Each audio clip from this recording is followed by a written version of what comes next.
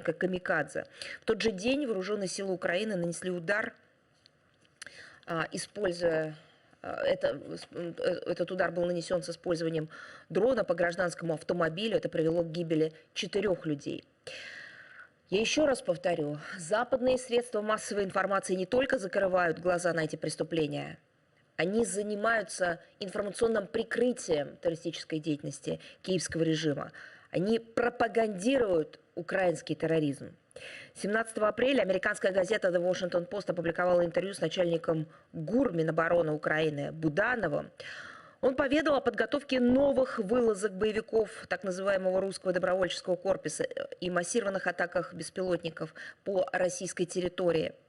Российские правоохранительные органы тщательно фиксируют преступления украинских неонацистов. Ни одно злодеяние киевского режима не остается без внимания. Причастные лица устанавливаются, привлекаются к ответственности.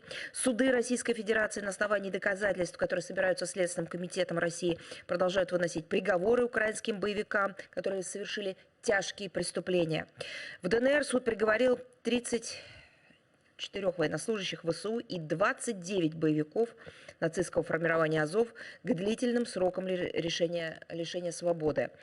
Сроки от 25 лет до пожизненного. Они были признаны виновными в убийстве мирного населения, в обстрелах жилых кварталов, в разрушении гражданской инфраструктуры в феврале-апреле 2022 года. Речь идет о населенных пунктах ДНР. Никому из украинских преступников не удастся уйти от наказания. Они ответят по всей строгости закона. 20 и 23 апреля, как вы знаете, Конгресс США одобрил выделение киевскому режиму помощи на сумму более 60 миллиардов долларов. Этому решению предшествовало форсированное принятие Верховной Рады Украины 16 апреля скандального закона об ужесточении мобилизации. То есть получается, что Зеленский добрался буквально до каждого гражданина своей страны для того, чтобы сформировать очередные батальоны смертников, и за это потом получил награду от Соединенных Штатов Америки. Режим на Банковой ради получения новых оружейных траншей принес в жертву жизни десятков тысяч украинцев. Более того, киевский режим деградировал уже настолько, что буквально бравирует этим. 21 апреля в интервью американскому телеканалу NBC News Зеленский цинично заявил, прямая цитата: «Украина, по словам Зеленского, отправляет на фронт своих лучших сыновей и дочерей». И это, с точки зрения, это прямая цитата Зеленского, снижает цену для всей Европы, для НАТО, армии США. Теперь, сказал Зеленский, не приходится воевать, защищая страны НАТО. Украинцы это делают.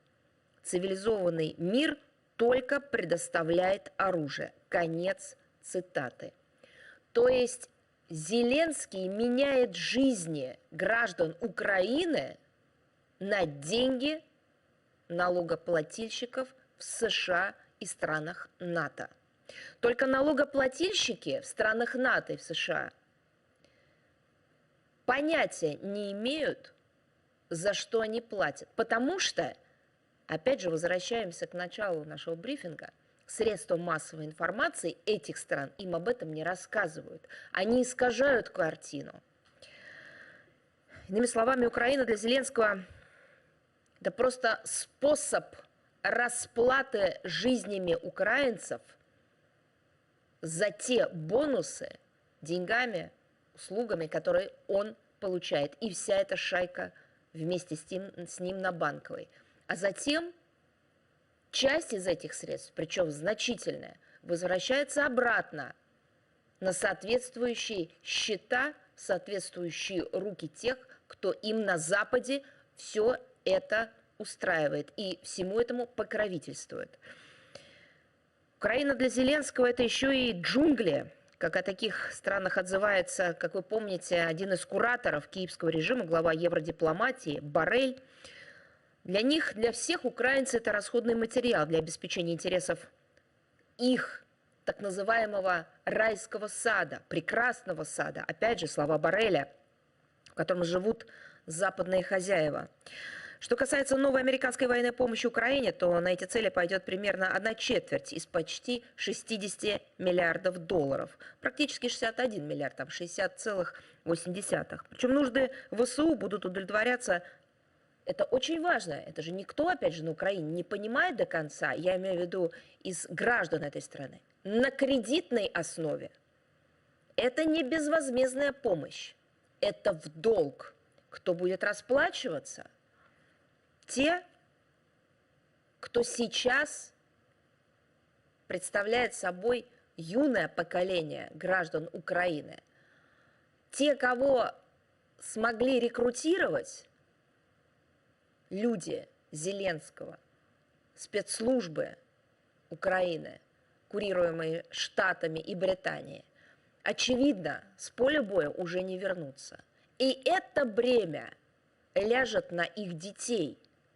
Они, граждане Украины, сейчас расплачиваются своими жизнями, параллельно, буквально ставя под очередную кабальную зависимость своих детей. Зеленский лишил свой народ всего, что только можно. Истории, культуры, языка. Он лишил людей будущего в принципе. Он лишил семей отцов, дочерей. Он лишил детей своих родителей. Он лишил будущее поколения Украины независимости. Львиная доля средств останется из тех, которые выделил сейчас Конгресс в самих Соединенных Штатах Америки. Глава Пентагона Ллойд Остин пояснил, что порядка 50 миллиардов долларов будут непосредственно вложены в американский оборонно-промышленный комплекс и создадут рабочие места в более чем 30 штатах. Конец цитаты. На эти же деньги будут созданы десятки тысяч могил на территории Украины. На территории США это рабочие места, а на территории Украины это могилы. Потому что так решили хозяева Зеленского в Белом доме. Потому что для них, для всех, и об этом же сказал в NBC News Зеленский, это бизнес. Я напомню, он же сказал, что направление лучших сыновей и дочерей Украины на фронт – это снижение цены для НАТО. По показателям выделяемых Вашингтоном средств на бойню, в принципе, ситуация на Украине мало чем отличается от Афганистана. Согласно исследованиям университета Брауна, военная авантюра в Афганистане обошлась американцам в 2,3 триллиона долларов. Сумма очень сложно воспринимается, когда говоришь вот в таких показателях. Давайте скажем попроще, что такое 2,3 триллиона долларов. Это было примерно 300 миллионов долларов в день в течение кампании. Чем эта кампания в Афганистане закончилась, всем хорошо известно. По такому же сценарию развивается эпопея с Украины. Только, на мой взгляд, намного более драматично для судьбы граждан Украины как народа. Итог киевской режимной кампании предугадать несложно. 19 апреля состоялось очередное заседание Совета НАТО Украина в онлайн-режиме. По его итогам генеральный секретарь Альянса Столтенберг сообщил о проведенной странами блока, прямая цитата, инвентаризации своих арсеналов на предмет выявления излишков вооружений для их последующей отгрузки киевскому режиму. Однако требования Зеленского о срочной передаче ВСУ 7 батарей зенитных ракетных комплексов «Патриот», других систем ПВО, боеприпасов, все это осталось без ответа. Очевидно, никто из союзников жертвовать собственными интересами в угоду терпящему крах киевскому режиму не собирается. Они вновь предпочли ограничиться планами скорой поставки на Украину неких дальнобойных ракет, крупнокалиберных артиллерийских снарядов, как они это сформулировали, для атак по целям на территории России. Конец цитаты. Пример остальным натовцам решили показать в Лондоне. Там объявили 23 апреля решение предоставить киевскому режиму рекордный пакет помощи на 620 миллионов долларов. В эту помощь, среди прочего, войдут 1500 ракет, включая Storm Shadow, даже больше, 1,6. Ракеты дальностью эти 250 километров. При этом было заявлено, что поддержка Украины имеет, прямая цитата, жизненно важное значение для безопасности всей Европы. Это что такое за вся Европа?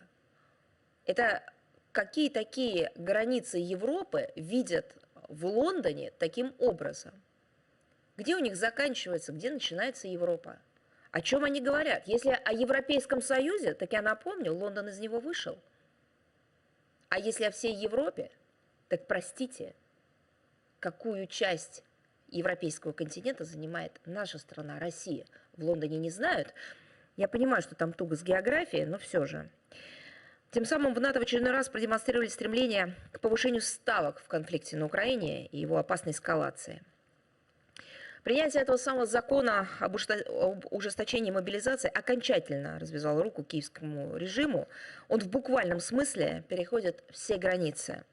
Личным распоряжением министра иностранных дел Кулебы с 24 апреля было прекращено оказание за границей консульского содействия мужчинам мобилизационного возраста. Что это означает, если переводить на простой, понятный, доступный язык?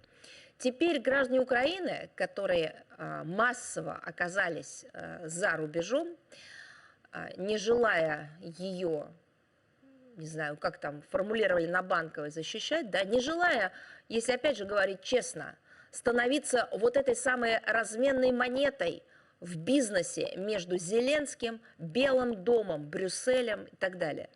Так вот, теперь эти люди не смогут оформить ни один документ в консульских представительствах, дипломатических представительствах Украины. А в принципе, мы же давно говорили о том, что посольства Украины за рубежом стали настоящими мобилизационными пунктами. Они перестали вообще, в принципе, заниматься дипломатией и тем, что предписано дипломатам делать в Венской конвенции. Они рекрутируют наемников. Вот теперь они отказались от последней функции обеспечения прав, соблюдения прав, оказания в рамках этих прав услуг своим гражданам по оформлению документов. Для чего?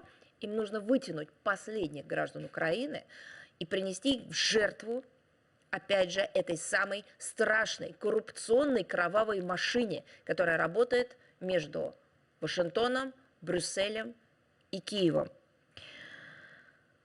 Кулеба свое решение мотивировал тем, что люди не должны получать услуги от государства, если не готовы за него воевать.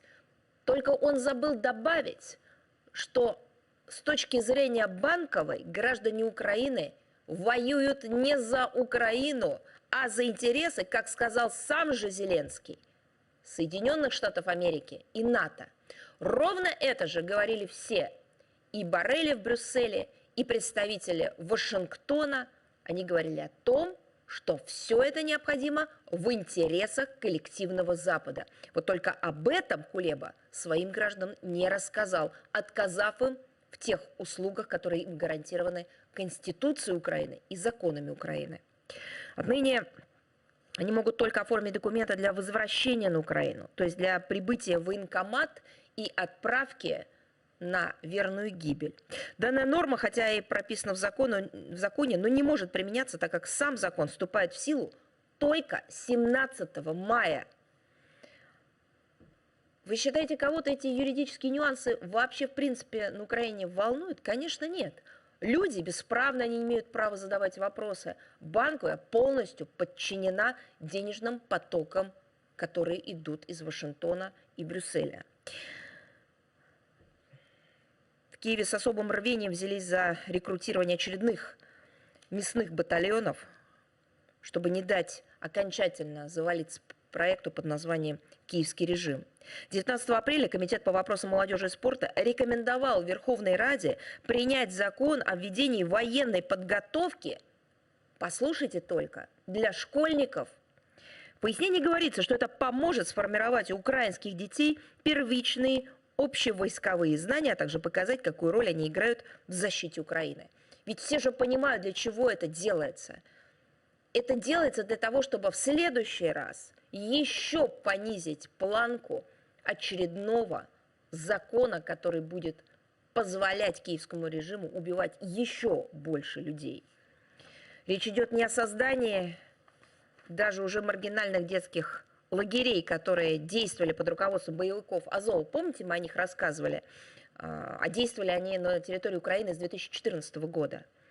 Сейчас детей хотят поголовно милитаризировать и сделать из них отпетых нацистов, накачанных бандеровской идеологией и ненавистью ко всему русскому. Да, тот самый Гитлер-Югент, теперь нео-Гитлер-Югент. Затем их просто прогонят через фронт, чтобы они закрепили выученный материал. Кто вернется, ну, об этом никто не думает. Собственно, это подтверждается и самим Зеленским. Он заявил 21 апреля, что, и опять же прямая цитата, «молодежь по Зеленскому должна участвовать в боевых действиях, потому что она лучше разбирается в современных технологиях». Конец цитаты. После таких слов на Украине вновь заговорили о необходимости понижения мобилизационного возраста с 25 теперь уже до 20 лет. Киевский режим не беспокоит, что на Украине могут в принципе исчезнуть несколько поколений молодых людей. Их не то, что не беспокоит, у них такой заказ.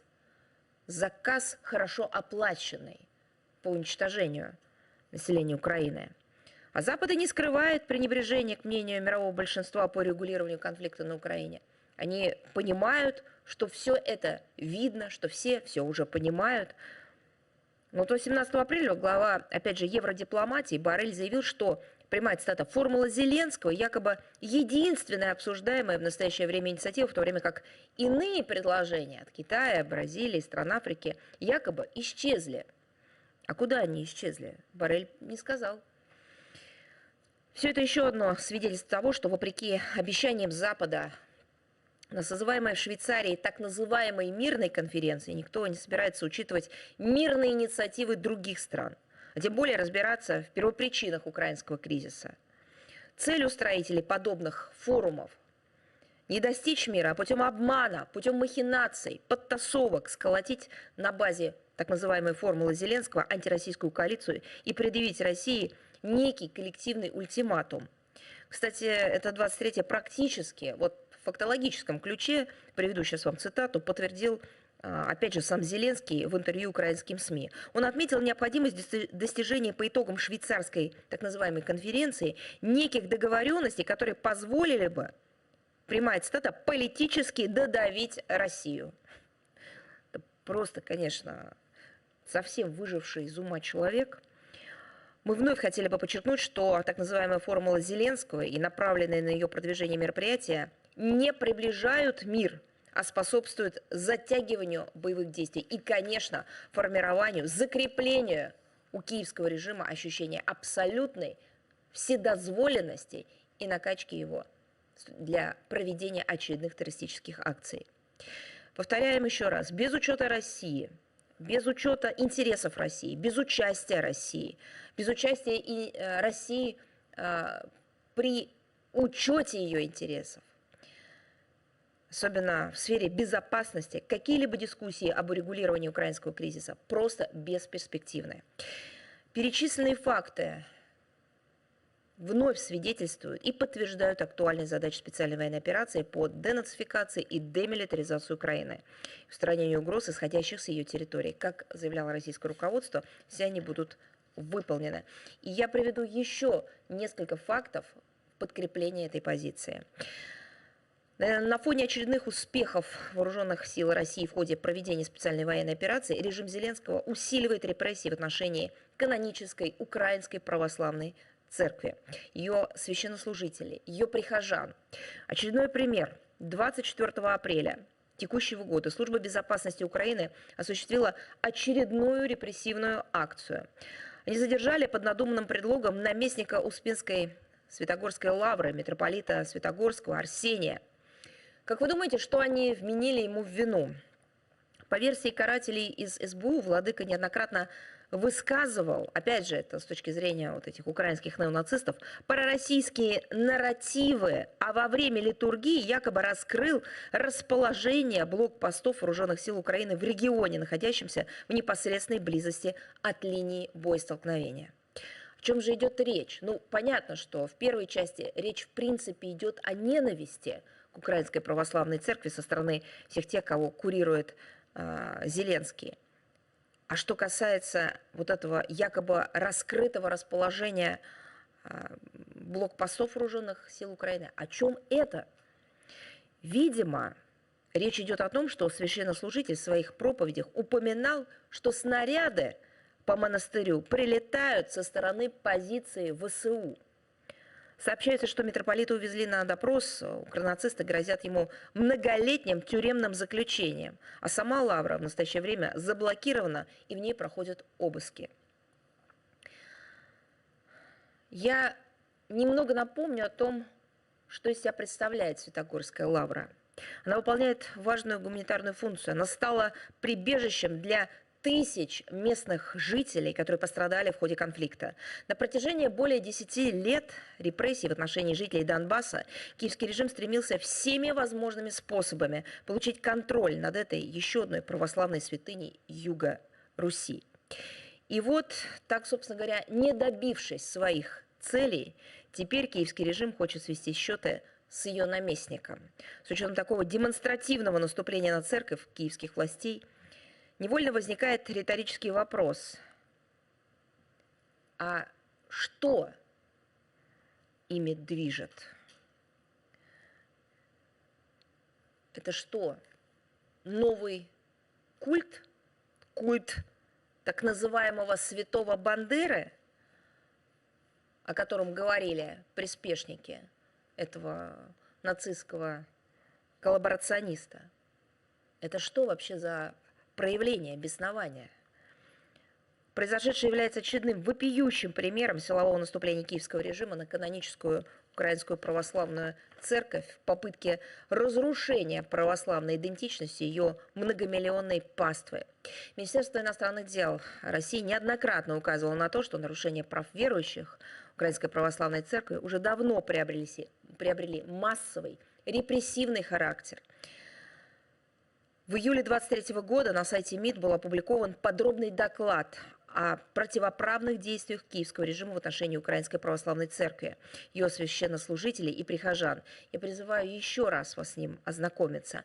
Работу по сбору фактов вопиющих преступлений киевского режима, в том числе против Украинской Православной Церкви, мы продолжим. Регулярно обращая внимание на нарушение религиозной свободы со стороны киевских властей в ходе международных контактов, на ведущих многосторонних международных площадках. В связи с очередным преступными деяниями режима Зеленского в отношении священнослужителей Украинской Православной Церкви, мы призываем правозащитные организации принять все меры для скорейшего освобождения митрополита Арсения. Надеемся, что в канун светлого праздника Пасхи митрополит Арсений окажется на свободе. Я уверена, что все православные верующие молятся за владыку и братью. Мы сегодня уже говорили о практике украинских посольств за рубежом по вербовке в третьих странах наемников. Вот мы обратили внимание на сообщение средств массовой информации, согласно которым украинские посольства в ряде стран открыто агитируют местных граждан к вступлению в так называемый Интернациональный легион вооруженных сил Украины. При этом власти государств пребывания закрывают глаза на такую практику, а то и вовсе поощряют ее. Хочется обратить внимание этих стран и руководства этих стран. Можете себе представить, если в других государствах будут рекрутировать наемников для участия в конфликте, в котором ваше государство будет замешано, втянуто? Как вам такое развитие событий? В данном контексте хотелось бы напомнить, что большинство стран мира являются участниками дополнительного протокола к Женевским конвенциям 1949 года. Согласно этому протоколу, наемники не имеют права на статус комбатанта или военнопленного. Некоторые западные государства, да, собственно говоря, и сама Украина, также ратифицировали или подписали Международную конвенцию о борьбе с вербовкой, использованием, финансированием и обучением наемников 1989 года. Она обязывает участников криминализировать соответствующие действия и активно бороться с ними. Кроме того, эти страны участвуют в 5-й Конвенции о правах и обязанностях нейтральных держав и лиц в случае сухопутной войны 1907 года. Согласно этому документу, на территории нейтральных держав, а таковыми себя называют данные государства, в пользу воюющих не могут формироваться военные отряды и открываться учреждения для вербовки. Что касается действий самой Украины, очевидно, что вербовка наемников выходит за рамки нормальной функции дипломатических представительств. Я напомню, согласно положениям Венской конвенции о дипломатических сношениях 1961 года, защита интересов аккредитующего государства в государстве пребывания должна осуществляться, прямая цитата, в пределах допускаемых международным правом.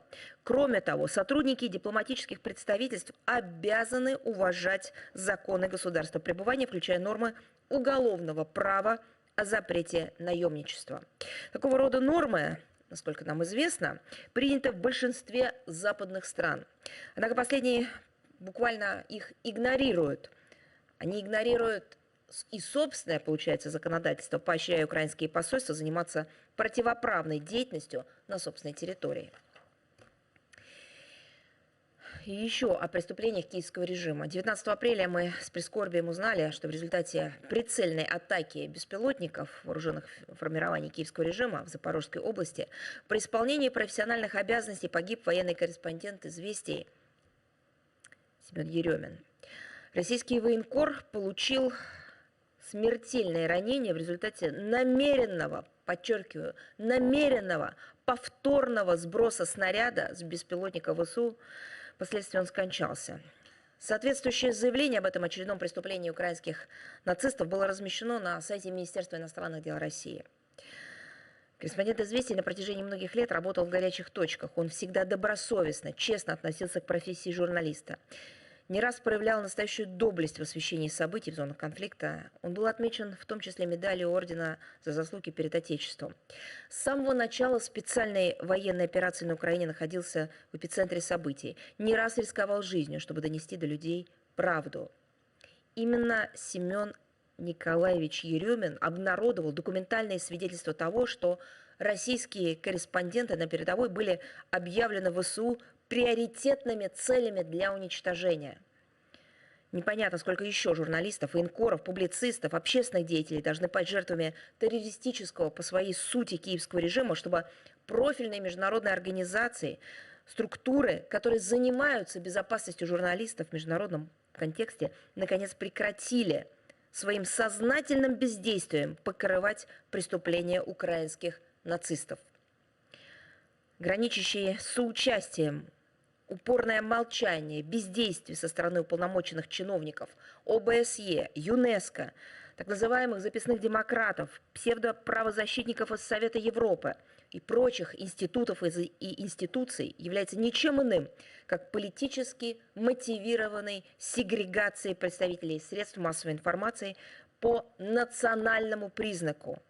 И я подчеркиваю, речь идет не о бытовых нарушениях чьих-то прав, а четко избранной линии на систематическое игнорирование убийств и терактов против российских журналистов вопреки всем базовым представлениям об общечеловеческой морали, не говоря уже о своих прямых должностных обязанностях со стороны тех международных чиновников, которые получают зарплату за то, чтобы озвучивать принципиальную позицию, если журналист в любой точке мира был убит, или на него было совершено покушение, нападение, или он пострадал от политического давления. Ничего в отношении российских журналистов, ни их гибель, ни террористические акты, которые уносят их жизнь, ни то, что они объявлены приоритетными целями киевским режимом, ничего не побуждает представителей профильных структур, я их уже назвала, повторю еще раз, ЮНЕСКО, ОБСЕ, но раз столько занимается Россией до сих пор Совет Европы и Совета Европы, вспомнить о том, что является их прямыми функциональными обязанностями, за исполнение которых они получают деньги. Пока эти структуры упорно делают вид, что не знают о действиях киевского режима, что не видят преступления неонацистской банды, что не могут квалифицировать их как предосудительные. Их протеже на Украине воспринимают это как одобрение, как поощрение своих кровавых зверств. Хотел бы еще раз выразить искренние соболезнования родным и близким Семена Еремина, настоящего героя, мужественно и отважного, исполнявшего свой профессиональный долг до последней минуты жизни. На фоне последовавшего за кровавым переворотом в Киеве националистического угара на Украине и агрессивных действий апологетов бандеровской идеологии, готовых стереть с лица земли все, что связано с Россией, напомню, 27 апреля 2014 года жители Луганска на многотысячном митинге поддержали декларацию о суверенитете и акт о провозглашении государственной самостоятельности Луганской Народной Республики. Позднее, в ходе всенародного референдума 11 мая, эти документы были одобрены проголосовавшими 96% из более чем миллиона. 1 350 000 человек.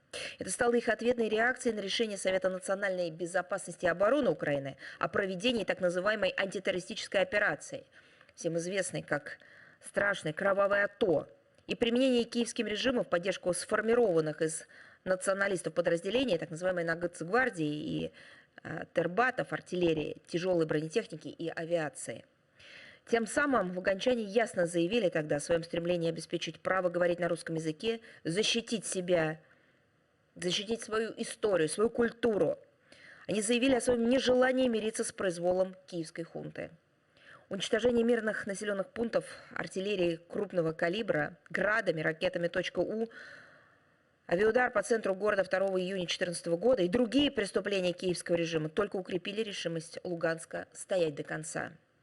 Украина же своими решениями о выводе официальных органов из ЛНР, ДНР, прекращении финансирования с 13 июня 2014 года всех бюджетных обязательств на практике подтвердила факт прекращения выполнения функций государства на этих территориях, чем по сути признала государственную самостоятельность ЛНР и ДНР и подтвердила их право беспрепятственно определять свое будущее. И та тема, которая стала флагманом западной фейковой кампании в отношении нашей страны, информационным прикрытием преступных действий коллективного Запада и киевского режима. Я говорю о информационных вбросах, о информационно-политической кампании по обвинению нашей страны якобы в похищении и депортации украинских детей.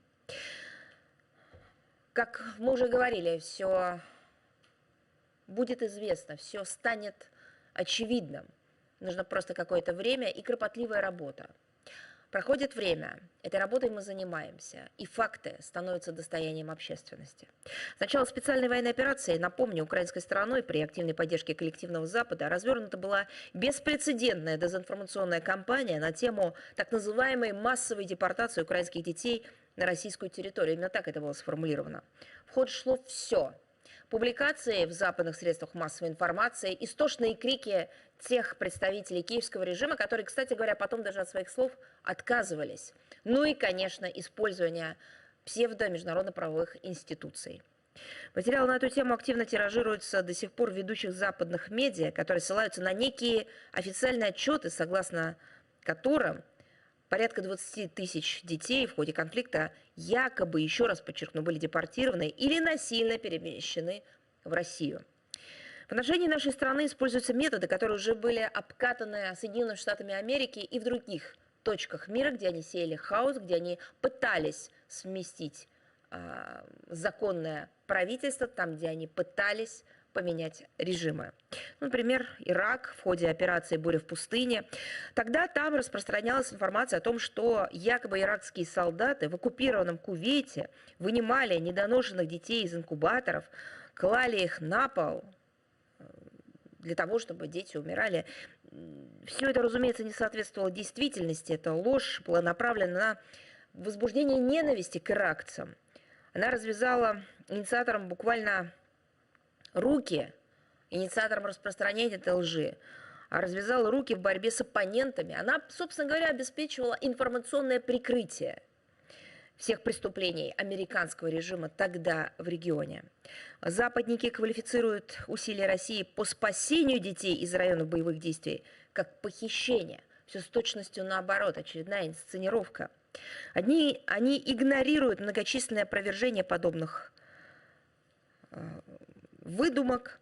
Предпринимаются усилия не только по спасению детей из-под украинских обстрелов, но и по воссоединению семей. Вот это правда. Семьи были разлучены в ходе украинского кризиса, и факты воссоединения детей с родными и близкими верифицируются сотрудниками Международного комитета Красного Креста, которые сопровождают детей для их передачи родителям и родственникам. Аппаратом уполномоченного при президенте Российской Федерации по правам ребенка Марии Львовой-Беловой организован понятный, прозрачный правовой процесс с последовательным алгоритмом действий. Налажены каналы коммуникации с украинской стороной по данному вопросу. Буквально вчера вы видели, и это видели все, кто хочет видеть правду, как Мария Львова-Белова впервые провела очные переговоры с украинской стороной при посредничестве Катара относительно возвращения детей.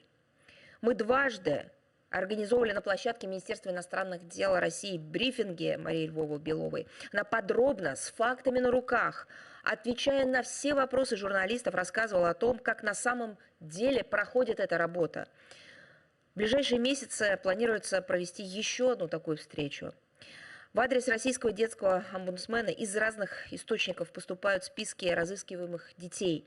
Все они внимательно изучаются, и при наличии контактов лиц, разыскивающих детей, сотрудники аппарата уполномоченного связываются с ними. Так, например, выяснилось, что достигший совершеннолетия юноша, который разыскивался матерью с апреля 22 года, проживает, вы не поверите, в Германии. В телефонном разговоре с другим заявителем, который разыскивал своего малолетнего брата, было установлено, что ребенок не терялся, что ребенок находится с матерью. Мать еще одного малолетнего, которая якобы разыскивала своего ребенка, в телефонном разговоре сообщила, что они вместе с ребенком находятся на территории Норвегии. Примечательна также история розыска 9 детей, законные представители которых в телефонном разговоре с сотрудниками аппарата уполномоченного сообщили, что постоянно проживают с детьми и никогда с ними не расставались. Я напомню, как в декабре 2023 года по инициативе Канады была создана так называемая Международная коалиция стран за возвращение украинских детей, незаконно депортированных и принудительно перемещенных, как они это называют, в Россию. Под оберткой чувствительной и столь близкой к каждому человеку детской темы скрывается попытка Запада пропихнуть пресловутую формулу Зеленского. Еще один, так сказать, такой, знаете, крючок для того, чтобы вовлечь страны в эту псевдомирную работу. Для того, чтобы вовлечь их в очередной какой-то формат, в какую-то псевдомирную конференцию. Вот, в частности, Копенгагенский формат. Все это ложно, все это является политической махинацией, политической интригой. Это все является очередной инсценировкой. Это такая международно-политическая технология, которая отрабатывается Западом десятилетиями и сейчас применяется в отношении России в контексте украинского кризиса. За всеми этими примерами, за всеми этими псевдоинициативами, которые направлены на достижение на самом деле собственных корыстных интересов, теряются реальные проблемы детей. Ни на Западе, ни на Украине, я имею в виду Банковый режим киевский, Зеленского, никто не интересуется реальной судьбой детей в том контексте, о котором об этом принято говорить. Мы приводили обратные примеры, как детьми буквально торгуют. За 1000 перевалило число обращений в посредство России в ООН от украинских беженок. Они умоляют спасти их детей, которых отняли представители так называемой ювенальной юстиции разных стран Европейского Союза. Вот сейчас нам известно о 255 случаях изъятия спецслужбами стран Европы украинских детей у их родителей. Наиболее удручающая ситуация в Германии – это 71 случай. Не лучше обстоят дела в других странах. В Польше зарегистрировано 33 таких случая, в Италии 25, в Чехии 24, в Швеции 17. Украинские граждане, которые отчаялись вернуть своих детей, буквально утраченных на территории Европейского Союза, обращаются за помощью в российские загранучреждения, так как посольство Украины отказывают им в содействии. Теперь, видимо, ситуация вообще для них тупиковая, учитывая этот новый закон на Украине о мобилизации, согласно которому услуги и в развитии которого услуги гражданам Украины за рубежом будут оказывать только в контексте их возвращения для участия в боевых действиях. Еще один пример того, как киевский режим расплачивается со своими хозяевами за военную, финансовую помощь, теперь уже детьми. Отдельного внимания заслуживают последние новости. Полиция Германии нашла 161 ребенка из Украины, которых в Киеве объявили вывезенными в Россию. Вы только вдумайтесь. Ведь это должно стать буквально набатом для всех стран, которые солидаризировались с так называемым псевдорешением Международного уголовного суда. Эти страны, которые выражали поддержку псевдо-международно-правовой структуре в виде МУС, они должны, в принципе, сейчас выступить с заявлениями, в которых должны осудить подобный политизированный, неправовой, антизаконный подход. Наверное, должны выразить поддержку усилиям российского уполномоченного по правам ребенка, которое целенаправленно действует в интересах всех детей, российских, украинских, которые оказались в зоне бедствия, конфликта, пострадали. Я напомню, идея якобы похищения детей со стороны России была подхвачена вот этой псевдоправовой структурой, Международным уголовным судом, для фабрикации мнимых претензий этой организации к российскому руководству. Это же была очередная кампания, такая же, как история с провокацией в Буче, такая же, как история с якобы желанием Запада обеспечить продовольственную безопасность на планете, а на самом деле это была история просто набивания карманов крупнейших производителей и компаний, которые занимались перепродажей продукции на Западе. Это очередная провокация, это очередная инсценировка, теперь уже с использованием образа детей. Мы давно обращаем внимание мирового сообщества на создаваемые киевским режимом и его западными покровителями вот такого глобального фейка о России в контексте детской темы. Очевидно, что реальные проблемы детей их абсолютно не интересуют. Главное – развернуть еще одну пропагандистскую кампанию по целенаправленному формированию из нашей страны, из России, образа, как они это формулируют, агрессивного, враждебного государства. Главное для них – оболгать, очернить нашу страну и предпринимаемые ею меру по реальному спасению детей из районов боевых действий. А разве раньше когда-нибудь было по-другому? Разве раньше инициативы России поддерживались Западом? Да о них население Запада даже не знало, потому что западные средства массовой информации никогда не рассказывали им правду, никогда не рассказывали, не показывали им объективную картину происходящего в нашей стране. Всегда на протяжении не то что десятилетий, столетий формировался образ неправдивый, ложный образ нашей страны как бесконечного агрессора, страны, у которой якобы непредсказуемое поведение. Это при том, что каждый шаг не просто был мотивирован, он еще был информационно сопровожден, но западные средства массовой информации очевидно подчиняются общей воле вот этих самых натовских институций, и координирующую роль в этом играют, конечно, англосаксы. Вот, кстати говоря, Еще один пример такой же, это даже не лицемерие, это нельзя назвать даже двойными стандартами, это вот эта самая ложная повестка, фейковая повестка, дезинформация. Вот каждый день, буквально каждый день из Берлина доносится заявление относительно нашей страны. Рассказывалось о том, что мы терпим экономическое поражение, что у нас нет перспектив для экономического будущего, развития и так далее.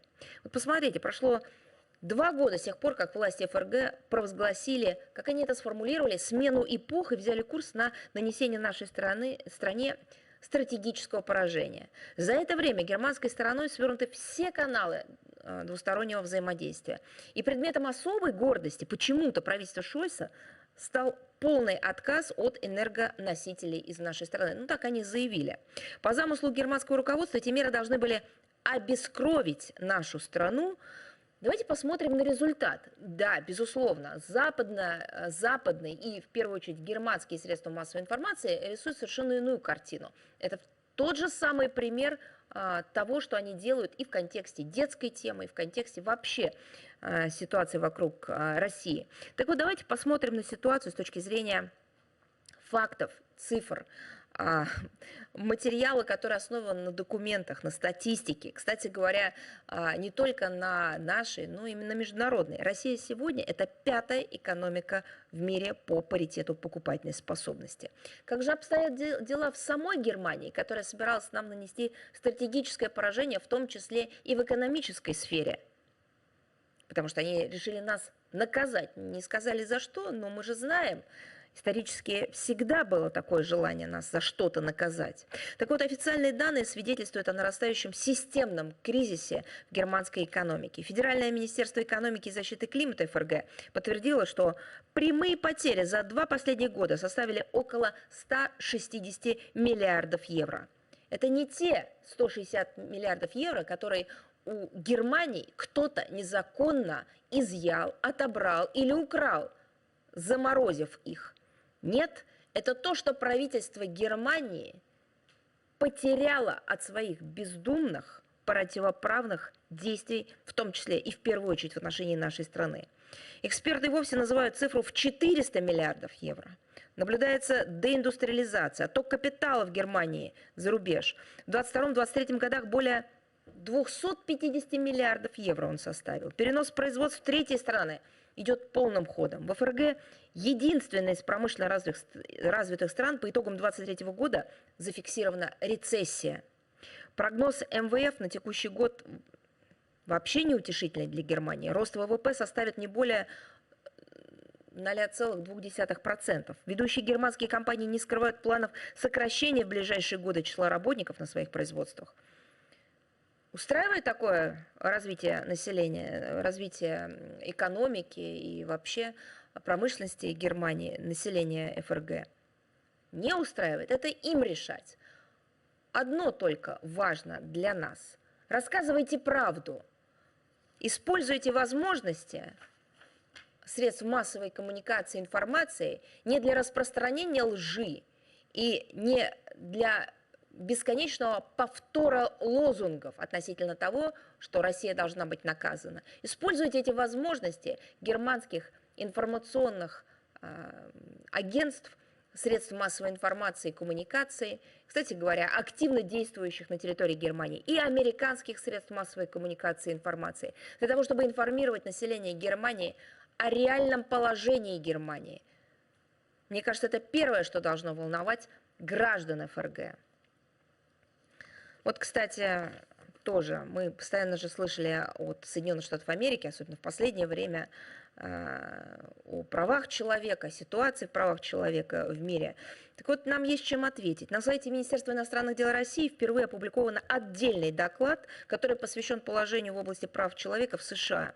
Несмотря на голословные заявления Вашингтона о своей приверженности соблюдению принципа универсальности основных прав и свобод человека, а также провозглашение себя глобальным лидером в данной области, приходится констатировать, что на деле ситуация ровно противоположная.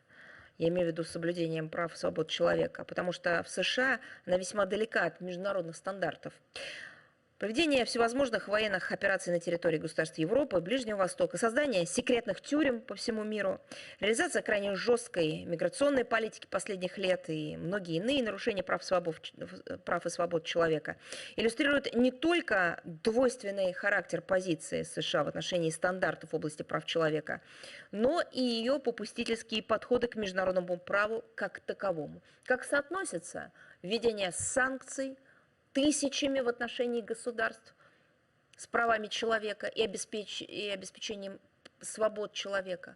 Как соотносится блокада государств, которые не имеют законных оснований, например, в период пандемии? Как соотносится использование торговых, финансовых рычагов для воздействия на население государств с целью побудить граждан тех или иных стран, которые будут чувствовать вот такое экономическое давление, к изменению их гражданской позиции? На это Соединенные Штаты никогда не отвечали, зато мы эти вопросы все ставим в докладе. Бесконтрольная власть в мире, захват новых рынков, отсутствие сдерживающих факторов после распада Советского Союза создали у американской элиты чувство абсолютной вседозволенности. Расширяется практика использования в качестве силовых средств не только военных, но и экономических инструментов, информационных ресурсов. Американские власти активно применяют тактику борьбы чужими руками. Мы об этом говорим буквально каждый день в контексте того, что происходит в отношении России, в отношении русских, в отношении граждан Российской Федерации. Прежде всего это выражается в направлении масштабной военной помощи киевскому режиму, оказание давления на союзников США по НАТО с тем, чтобы они принимали аналогичные меры поддержки террористической деятельности киевского режима. Помимо этого, оказывается неприкрытое давление на суверенные государства, в том числе задействованием правозащитных механизмов, в попытке сформировать соответствующий негативный фон вокруг Российской Федерации, ее союзников, партнеров на международной арене.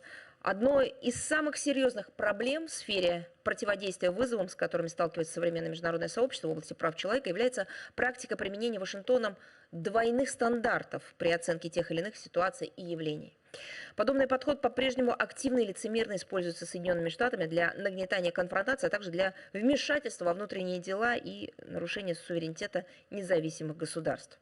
В глазах мирового сообщества такие подходы придают американскому пониманию демократии все более выхолощенный, манипулятивный характер, способствуют дискредитации демократических принципов и ценностей в целом.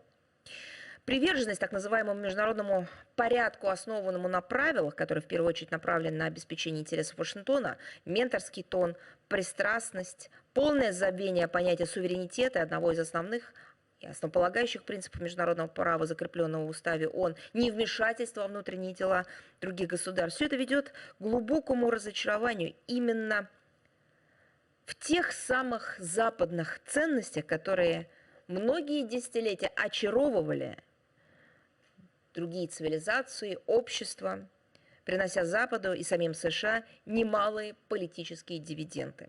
Вместе с тем, игнорируя серьезные и давно назревшие проблемы в области защиты прав человека внутри страны, Соединенные Штаты Америки концентрируют свои силы на направлении других государств на пути саморазрушения. Ну вот, кстати говоря, еще об одном примере того, как западные псевдоценности, как вот эти лозунги о правах человека, которые разносятся и доносятся из западных столиц, действительно разрушают государственность.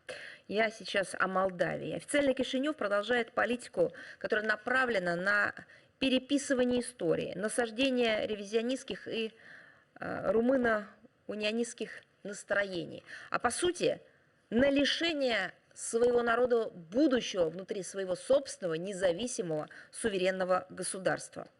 В стране продолжается осквернение памятников героям Великой Победы. 17 апреля установлен акт вандализма в отношении монумента комсомольцам-антифашистам в городе Жканы на севере страны. Неизвестные нанесли краской на гранитные плиты оскорбительные надписи, нацистскую символику. Как вы думаете, что-нибудь режим Санду на это сказал? Ничего. Гробовое молчание, реакции не последовало.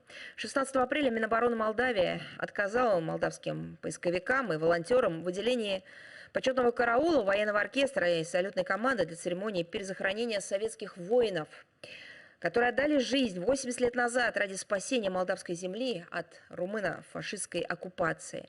На этом фоне руководство Молдавии оказывает поддержку силам, которые занимаются реконструкцией, установкой мемориалов лицам, воевавшим в годы Великой Отечественной войны на стороне нацистских преступников. 18 апреля мэрия Кишинева вручила главе ассоциации «Монументум» так называемую премию за сохранение и восстановление культурного наследия. Чем же известна эта структура? Молдавия, она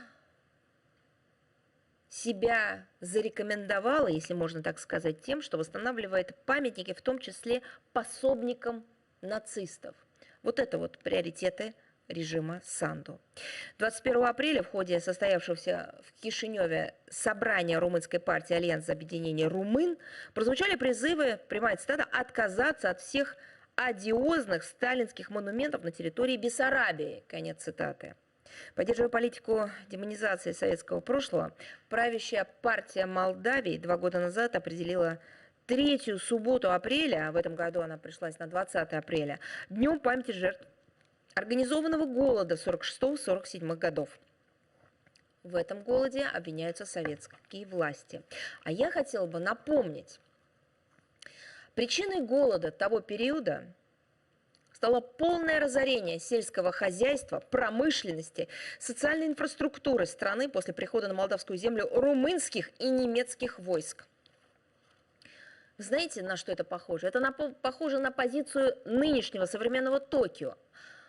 Тогда, несколько десятилетий назад, на Хиросиму и Нагасаки американцы скинули ядерные бомбы, а сегодня нынешние правители в Японии обвиняют в некой ядерной безответственности нашу страну, не указывая, кто стал причиной гибели и страданий тысяч, десятков, сотен тысяч подданных Японии.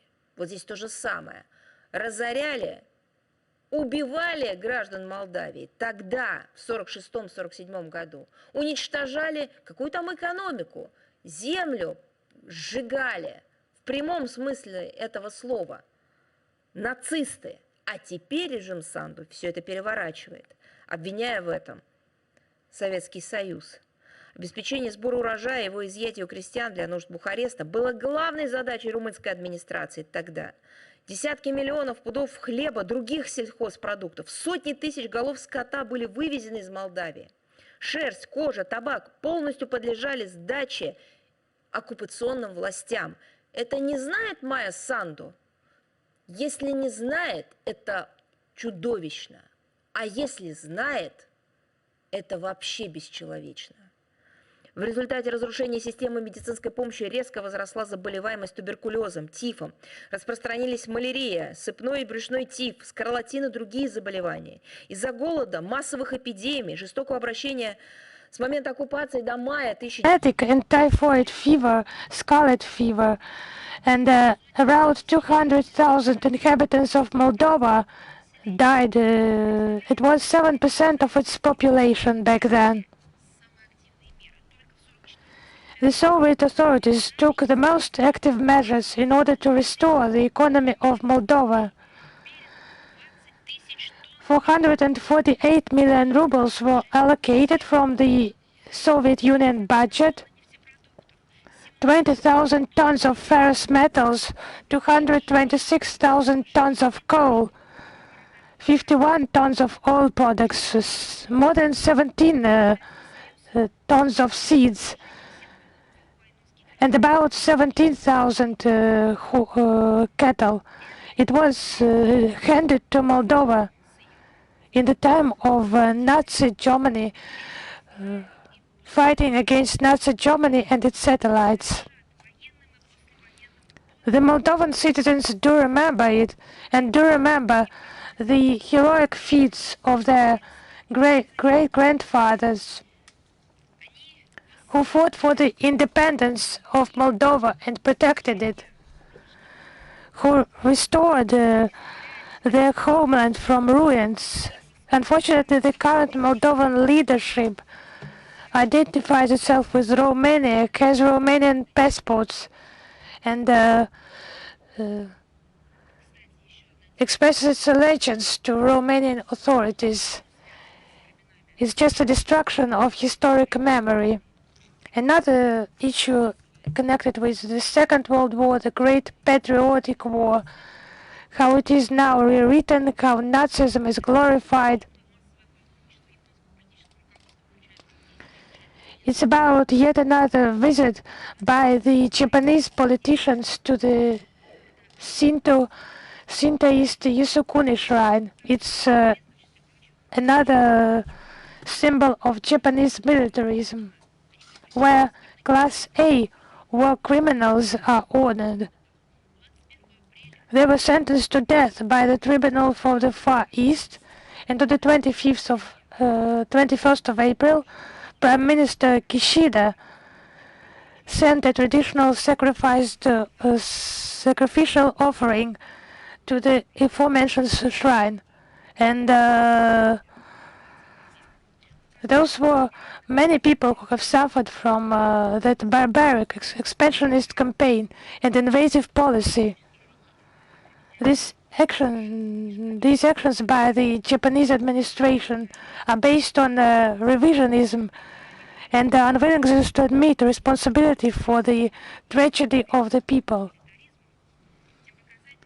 The Japanese side has tried to convince that the Yasukuni Shrine visits have nothing to do with militarism. And it was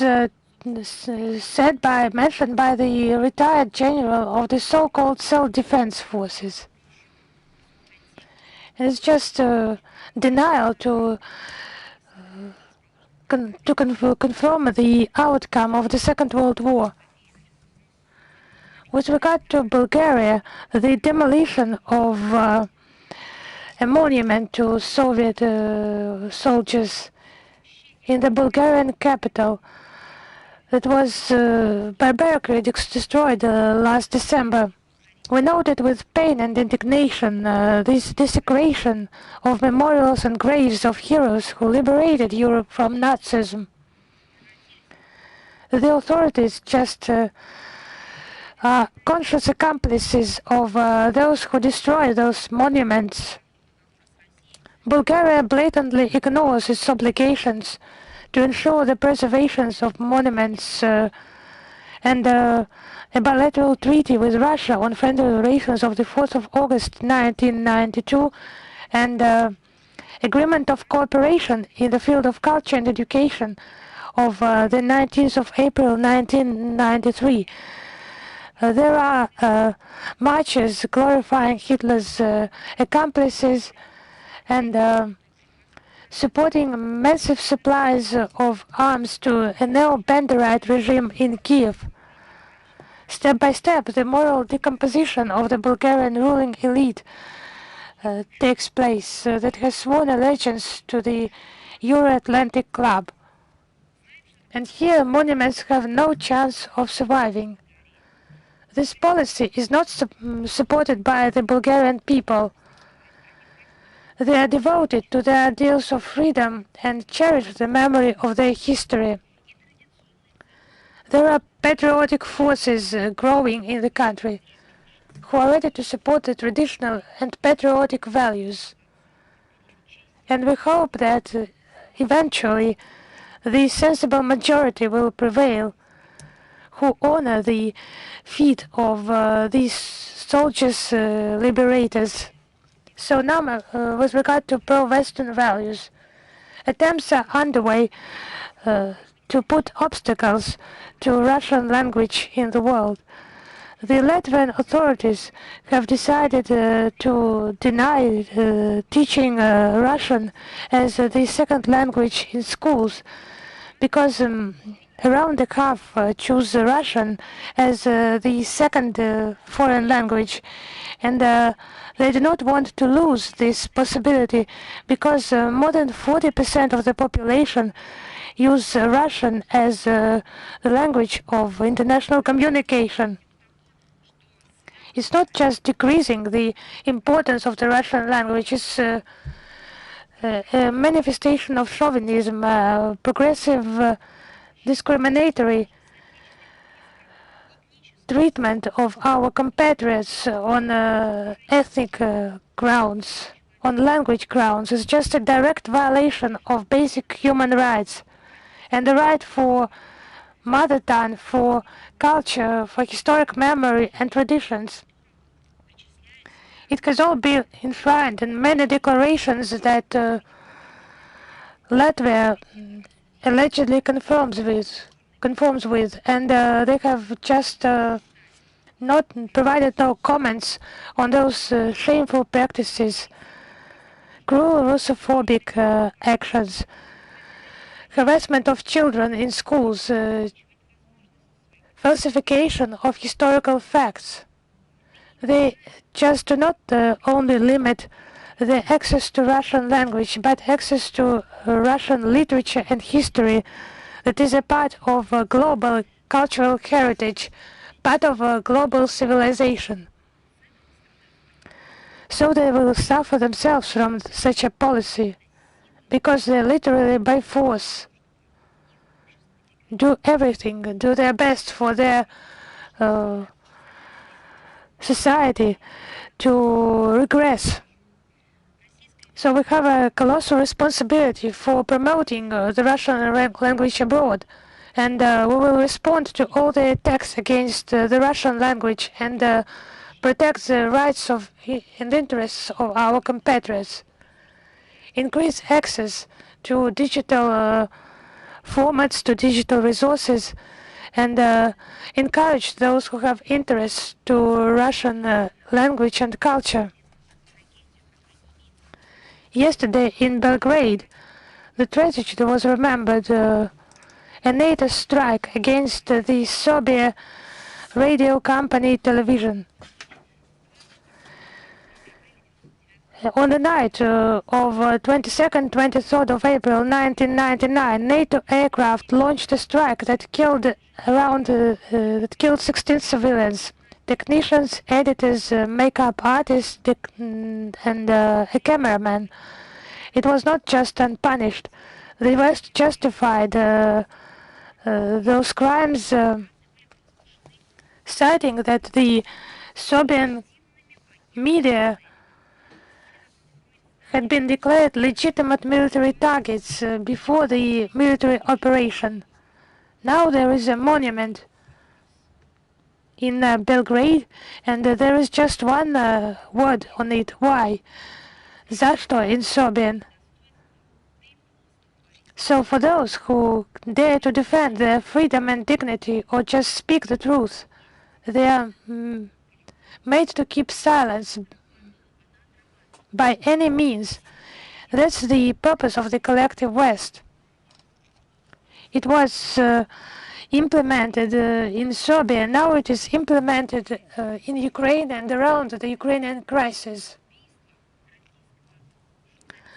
We have just mentioned today the purposeful murder of the Russian war correspondent, a Russian journalist, who was killed when performing his professional duties, and the money to the Ukrainian forces is given to the representatives of the collective West. Now what the West has committed with Serbia, it's little for the West.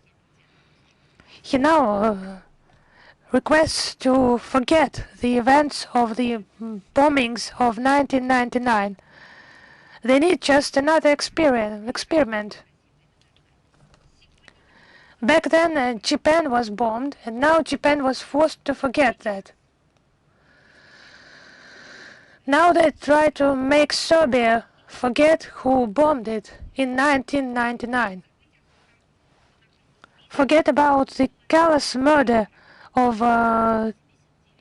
2,500 of its citizens, among them 89 children.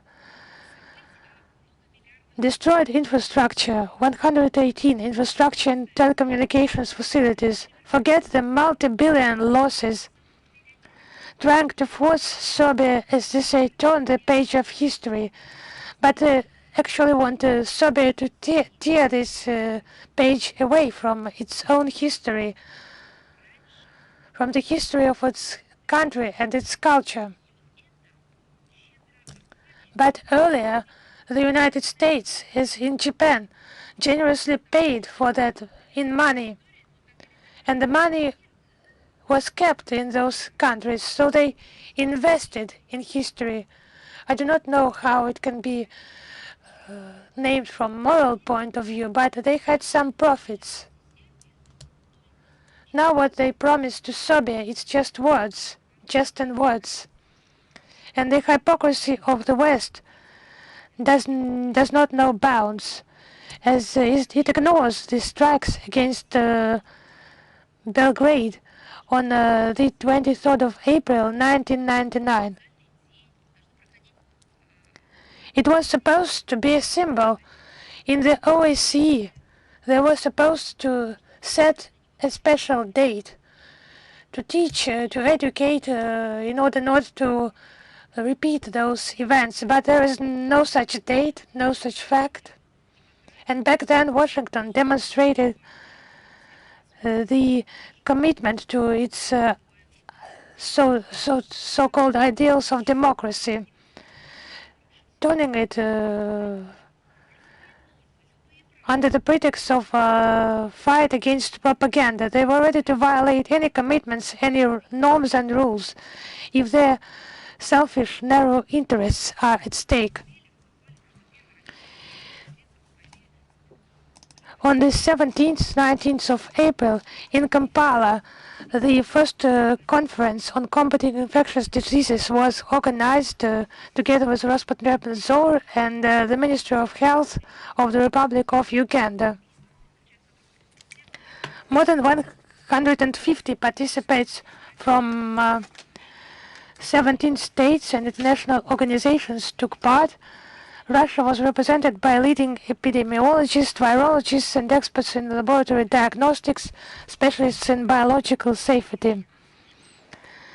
The issues of prevention and response to outbreaks of infectious diseases were considered, as well as new challenges and threats to regional and global security. It was an exchange and examples were made from the work of Russian epidemiologists in the Republic of Congo, Guinea, and Madagascar. And there was a gift to the government of Uganda during the second Russia-Africa summit. A mobile laboratory was donated, and there were proposals to hold it regularly once in 2 years. One more humanitarian issue. I would like to express my gratitude to the Kyrgyzstan Republic, the Kyrgyz Republic that sent humanitarian assistance, 20 trucks with humanitarian aid, more than 350 tons, including food, tents, and other items. It's necessary now, and we consider this support by our friends as a symbol of the high level of Russian-Kyrgyz allied relations. And there were many questions with regard to the Turkish authorities' decisions not to allow Russian tourists who are going to Latin America. And with the materials of our experts, I would like to collectively reply to that. According to the information received by the Consulate General of Russia in Istanbul, the recent refusals to board Turkish Airlines flights via Istanbul to Latin American countries, Argentina, Brazil, Mexico, and a number of other countries, is connected primarily to the rules introduced by those countries, the rules of entries. And here the air carrier is guided by ICAO rules, and the requirements include the passenger booking number for round trip hotel booking confirmation, no difference between the dates of flights and the hotel booking dates. Transit flight within Latin America within 24 hours. Baggage other than carry-on luggage, and passengers indicating their purpose of trip, study, work, the translation and notarized documents in translation in English, and availability of credit cards and cash, availability of the so-called ocean to board, a confirmation of the country of destination received by the airline, and the Russian-Turkish subgroup of safety and protection of tourists' rights. Its meeting was held on the 19th of April 2024, and the Russian Embassy and Consulate General in Istanbul follow the information posted on the official resources, and the situation is studied attentively. Another event on the 23rd of April in Gimo, there was a Youth Russia-Africa Forum. This event has already become traditional. It's third time. Yesterday, a video message by Minister Sergei Lavrov was published, and this event is held as part of the plan of Russia-Africa Partnership in 2023-2026, approved by participants of the second Russia-Africa Summit in St. Petersburg on the 27th-28th of July 2023. The forum is a permanent discussion platform on the premises of the MGIMO University, where representatives of student communities from Russia and Africa discuss relevant issues on the bilateral and global agenda. The event will offer an opportunity to future experts in international relations to exchange their views, present reports, and receive professional assessment of invited experts. The participants have a very tight schedule, including panel sessions, roundtables, academic debates, cultural and sports events in the blended format. Political figures, representatives of academic circles, diplomats, entrepreneurs, and students from Russia and Africa will be participate. Another interesting and historical date that I would like to mention: the 24th of April is the day that marks the Day of Armenian Genocide in the Ottoman Empire. This sad day has a significant historic, spiritual, and moral and political value for the allied country of Armenia and the friendly peoples of the Republic. We were one of the first countries to officially recognize the genocide. Many Russian cities held commemorative events yesterday, and I would like to say a couple of words about the all-Russian action campaign, the Ribbon of St. George. It was launched yesterday, and traditionally it will last till the 9th of May. Millions of ribbons as a symbol of the victory will be distributed among our citizens, including citizens living abroad. This campaign was born from the initiative of RIA Novosti journalists in March 2005, and it has become a tradition uniting millions of people abroad.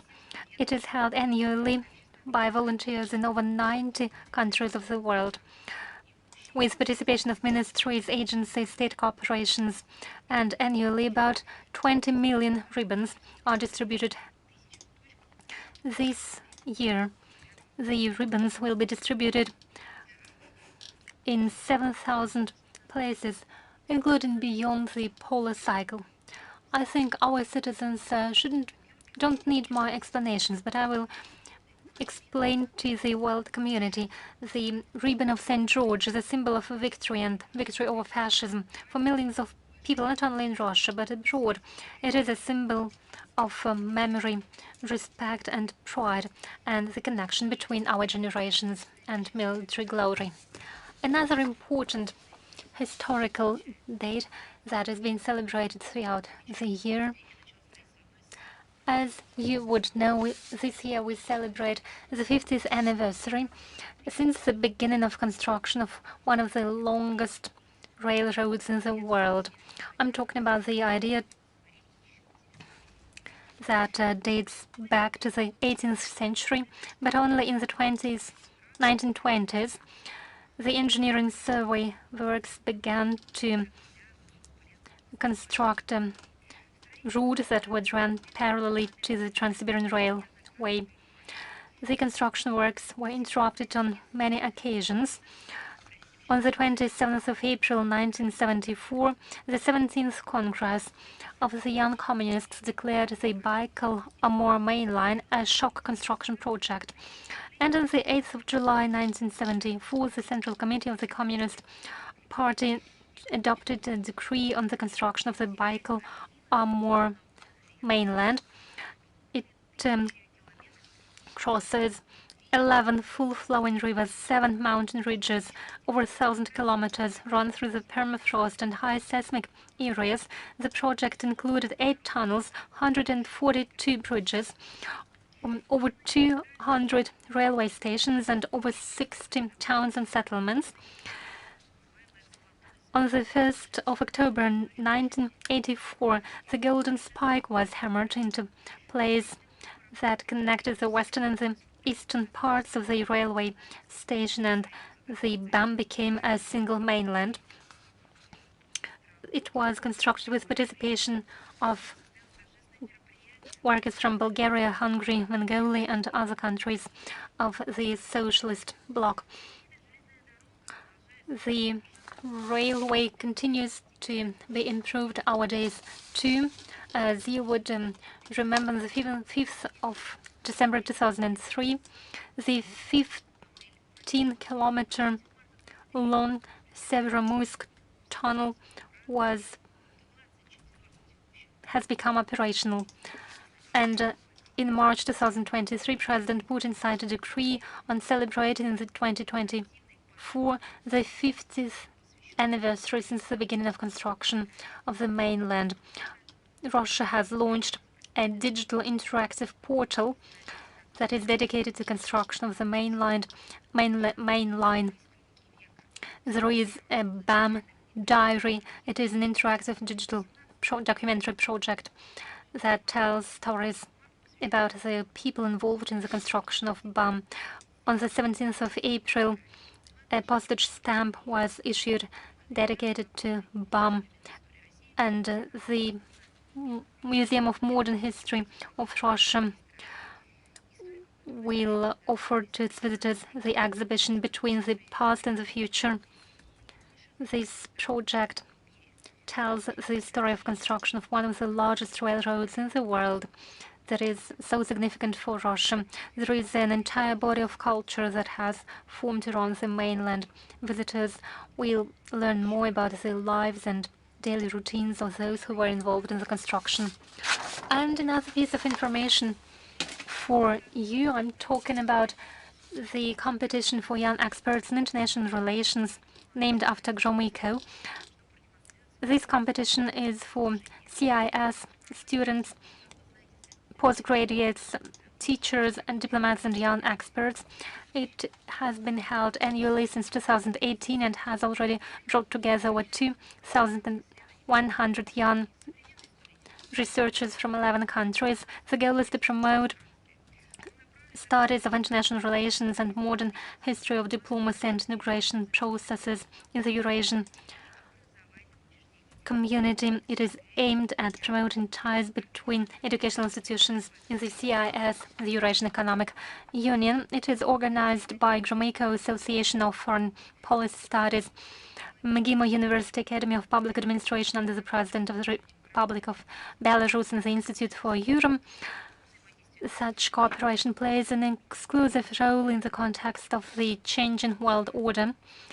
Since it was launched, the competition has become a leading platform for dialogue between talented young researchers in the field of international relations. And this event, the competition has expanded horizons for cooperation in the Eurasian space. And another important announcement on this matter, if you want to participate, you should send your application no later than the 13th of May 2024. In the transcript of today's briefing, you will see a link where you can submit your application. And now I'm ready to move on to your question. Международная жизнь. Are you with us? Good afternoon, Madam Zakharova. Recently, we've seen reports that Armenian media promote the idea that President Putin allegedly, as early as 2020, recognized that Nagorno-Karabakh belongs to Azerbaijan. Well, you know, these ideas, we hear them in the information space of Armenia and in the international information space from time to time. It is nothing but a distortion of words and activities, acts of the Russian leadership. Let me once again explain you how the events unfolded. As a result of personal participation of President of Russia, Vladimir Putin, on the 9th of November 2020, trilateral statement was adopted at the top level about the ceasefire and the stop of all hostilities in the zone of the Nagorno-Karabakh conflict. The leaders of Russia, Azerbaijan, and Armenia adopted a gentleman agreement to postpone the resolution of issue about the status of Nagorno-Karabakh. We will attach the links to the transcript of today's briefing. Let me quote President Putin, his words that he said at the press conference on the 17th of November 2020. I quote, "No one, even Armenia, has recognized the independence of Karabakh.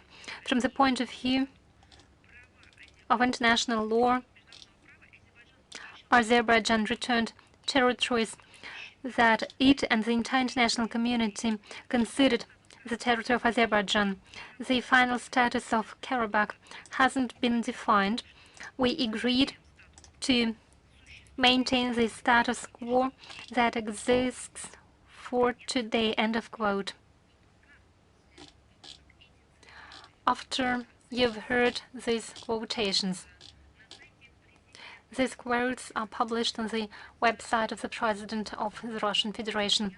You can find them on the websites of information agencies, news agencies of all countries.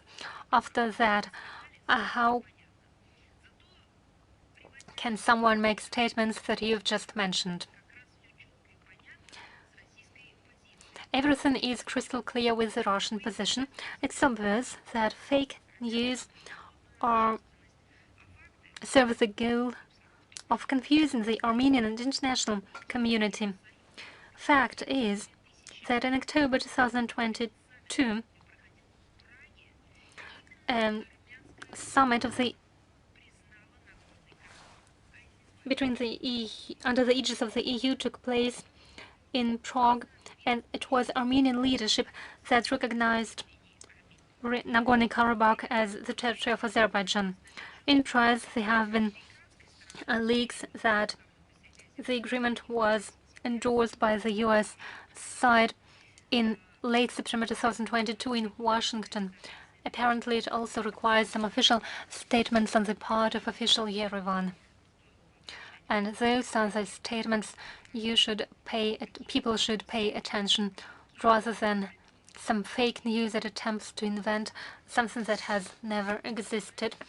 We will promote our position.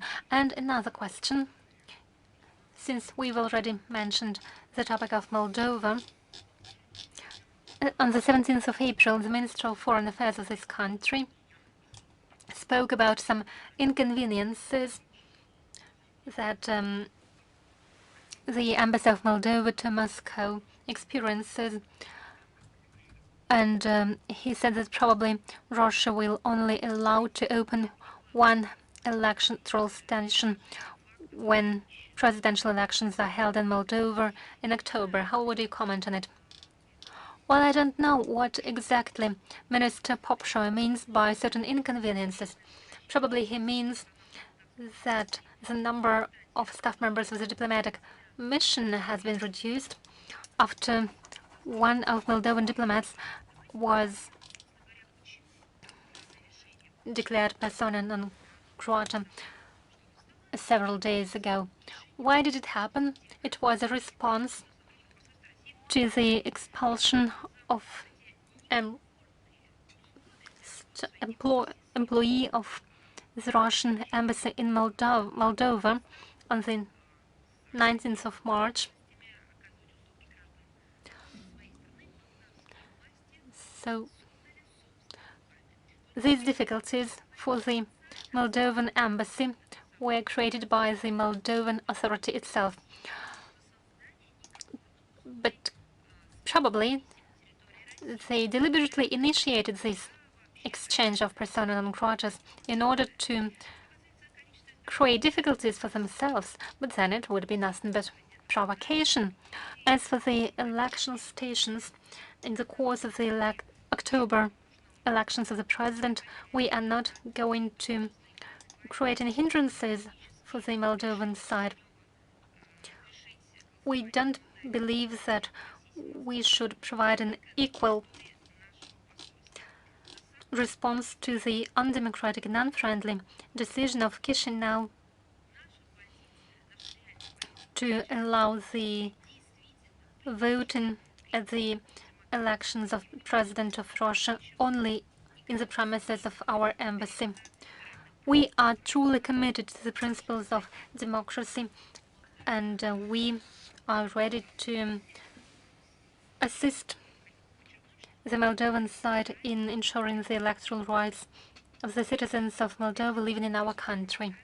In order to prevent any provocations, any fake news or any distortions, we confirm our willingness to provide any assistance to the Moldovan side as they are preparing the elections on their elections in the territory of our country. But here there is an interesting question. Is official Chisinau interested in it? Time will show. Thank you very much. Unless you have any further questions, now I ask if Izvestia are with us. Yes, we are here. Yekaterina Pozharskaya. On the 21st of April, during its Congress in Moscow, representatives of Moldovan opposition declared that they established the Pobeda, or victory bloc. Upon their return to Moldova in the airport of Chisinau, they faced long checks. How would you comment on it? Unfortunately, it is a reflection of Moldovan values. According to them, their activities are aimed at implementation of Western values in Moldova, but truth is that European values are nothing but restrictions of freedom of speech, and it has become a visiting card of the current Moldovan leadership. Official Chisinau likes talking about its desire to join the EU and its commitment to democratic values, but in reality we see that they have fascist rules, unfavorable media are being shut down, journalists are being expelled, and criminal cases are initiated against political opponents. Therefore, representatives of Moldovan opposition have to convene in Russia. Here in Russia, we have no hindrances. No one is going to prevent their activities. It has been predictable that Moldovan authorities would act in this manner when the opposition leaders return from Russia. According to media reports, citizens who returned from Russia had to stay in the airport for many hours without drinking water, without access to basic facilities.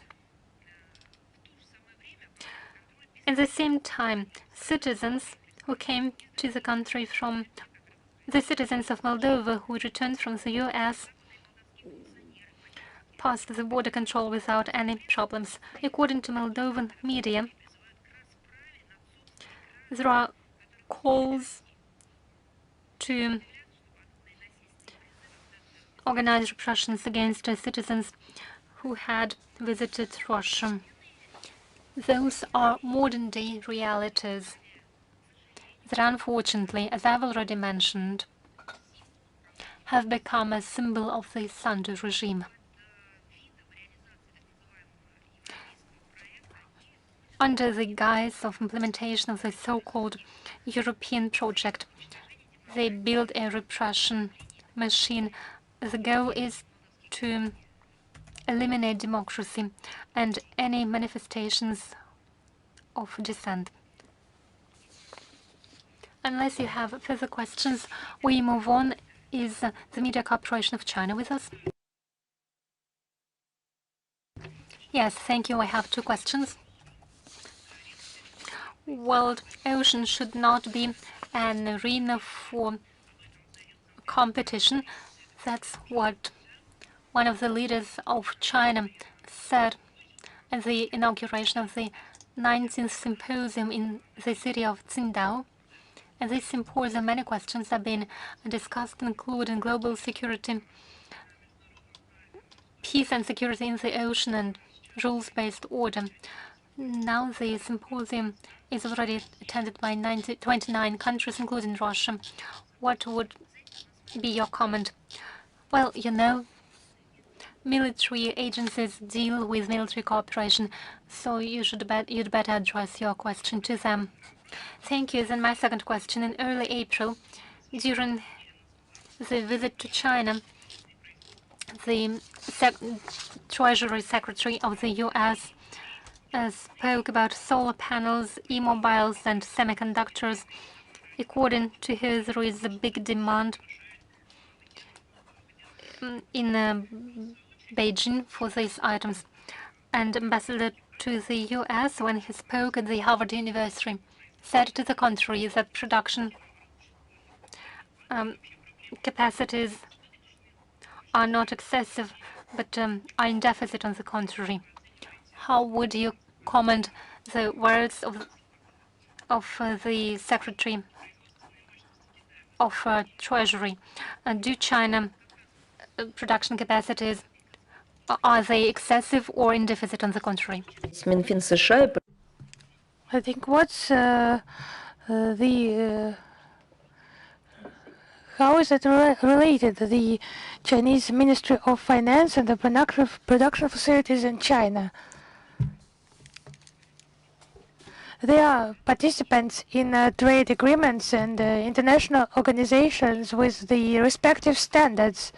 If the United States have some questions with regard to obligations of some country in some formats, it's within those structures that these questions need to be posed, because the situation is even more has even more paradoxes there, because in WTO, just the US are not only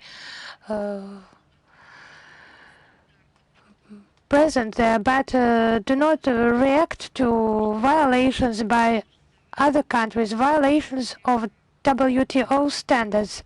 And it's China itself, its government, its people, its experts that should estimate. I think that the record figures of the Chinese economy demonstrate their possibility to carry out effective policy. Also, the output of the volumes of production of different types of products. It looks like an attempt to transfer their own problems, to pass them on to someone else. its irrational governance in the United States itself. The use of non-market, illegitimate, illegal means of market competition, including protectionism, unilateral protection measures, sanctions, and trade war instruments. Thank you very much. You know, Washington is accustomed to speaking with anyone from the position of force, from the position of dominance, of some beautiful garden over the remaining jungle. This conversation is humiliating for the American people themselves. This tone, this rhetoric is humiliating for the US citizens. And it's a confirmation of their lack of force. And everyone is aware of problems in American economy. It would be better for those representatives, the Ministry of Finance of the United States, how they fight their own debts, how they just intend to raise literally from ruins the whole states in their own country, how they plan to modernize their own productions, economy, finance system, how they plan to abandon the speculatory economy in favor of real production.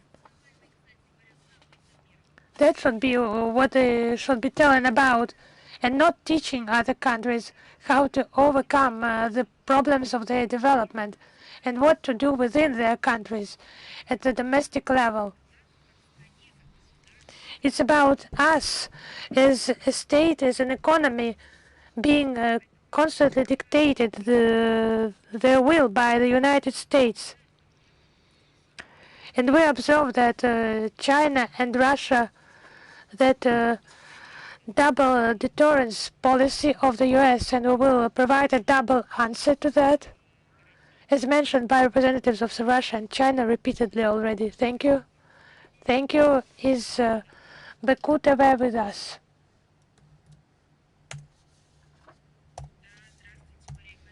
Yes, hello, Madam Zakharova. We have 2 questions today. The first one is about an interview to the British media. The Armenian Prime Minister doubted the CSTO functioning, as the organization does not respond to the violation of the borders of Armenia in 2021-2022, because there was no delimitation of the border, and further he says that it will not respond to the violation of Russian-Japanese border, where there are also no delimitations. You know, we regret that the Armenian authorities publicly criticize the CSTO, and it's not just criticism, it should be criticized, but it's groundless. And the heads of the Secretariat and publicly confirmed the preservation of all the obligations in full compliance with the goals and principles of the CSTO. The organization has proved to be in a high demand in the South Caucasus. And an advantage for Yerevan is the CSTO taking into account the factor of national sovereignty, in contrast with some Western structure and military blocs. And no one doubts that the responsibility of the CSTO is the territory of Armenia.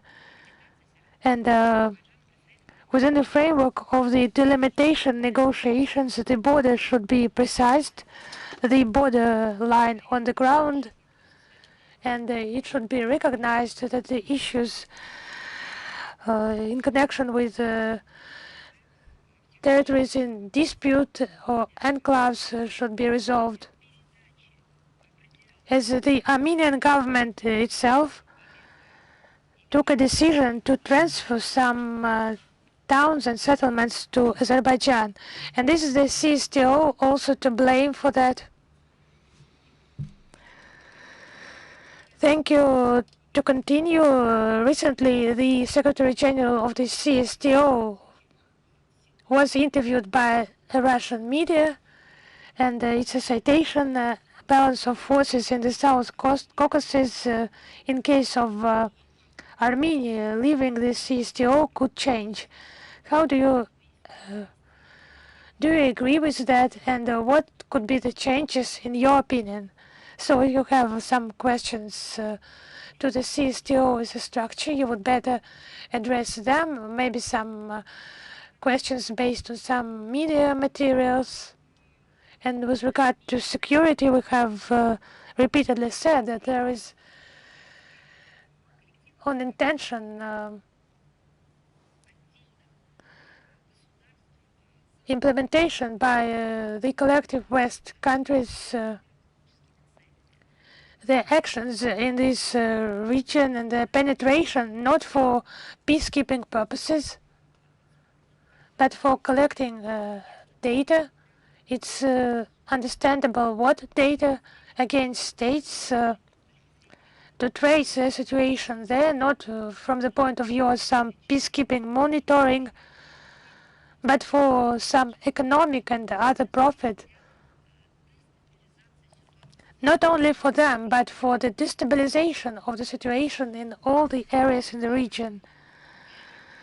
Those tendencies are clearly violated. They clearly violate the balance of forces in the region, and primarily are harmful to the peace settlement and peacekeeping in the region that should be in place in the region, and that could have opened. We still hope that it could open possibilities for economy, for the development of the economic potential, for the prosperity of all the peoples in the region. It could become a significant obstacle on the way of this peaceful development. As we know, based on many similar actions in many other points, territories, regions, people were forced to act against each other. Conflicts were provoked, and there are no other examples.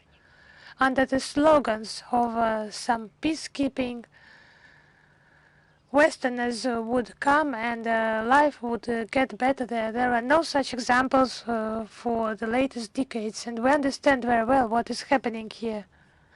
Thank you very much. That's all for us for today. Is Reuters with us? Yes, Madam Zakharova, we are here. We have a question on a trip by Antony Blinken to China this week. Now Blinken is here with a visit. Is Russia considering a visit by Blinken as an attempt to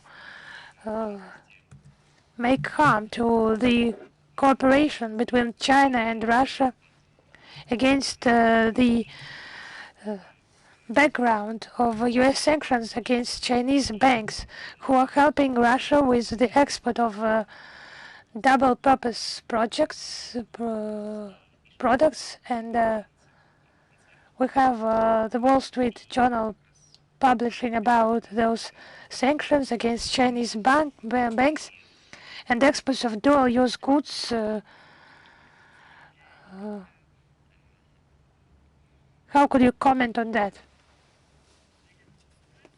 We have never commented on the relations of two sovereign states with each other without direct link with our country, but here there is this link, taken into account the policy of the United States that have officially declared their course, their policy on double deterrence of Russia and China. And here I have the right to answer in detail. We observe China's desire to build constructive and equal relations with the United States of America. But Russia has also, until some moment, has tried to preserve positive features and demonstrated some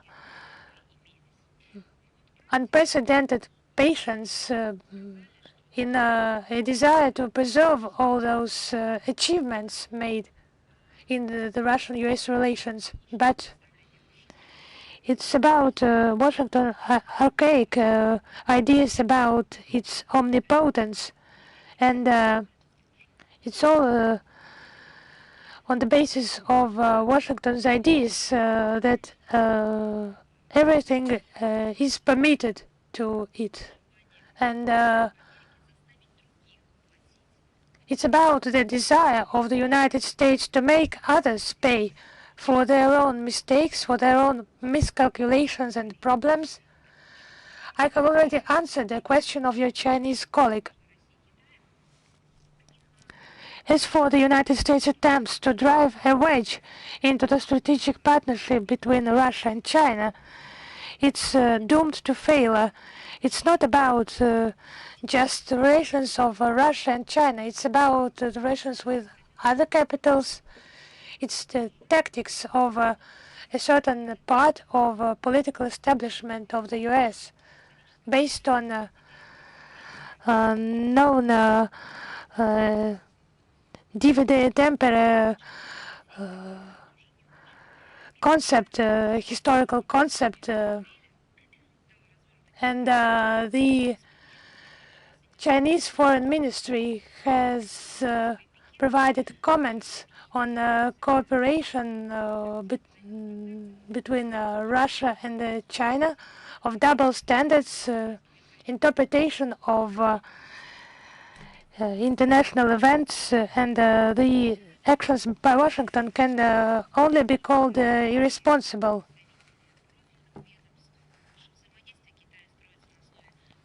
Our interaction with China is based on the principle of equal, respectful partnership and mutual support on key issues for both sides. Our leaders have repeatedly proclaimed the bilateral cooperation of Russia and China being better in quality than the monocentric blocks of the Cold War era, when someone exclusively dictates his will to the others. Our cooperation is not directed against third countries, and it's the value of the Russian-Chinese strategic nexus, not subject to the influence of external conjunction situation. Is news.ru with us? Hello, Madam Zakharova.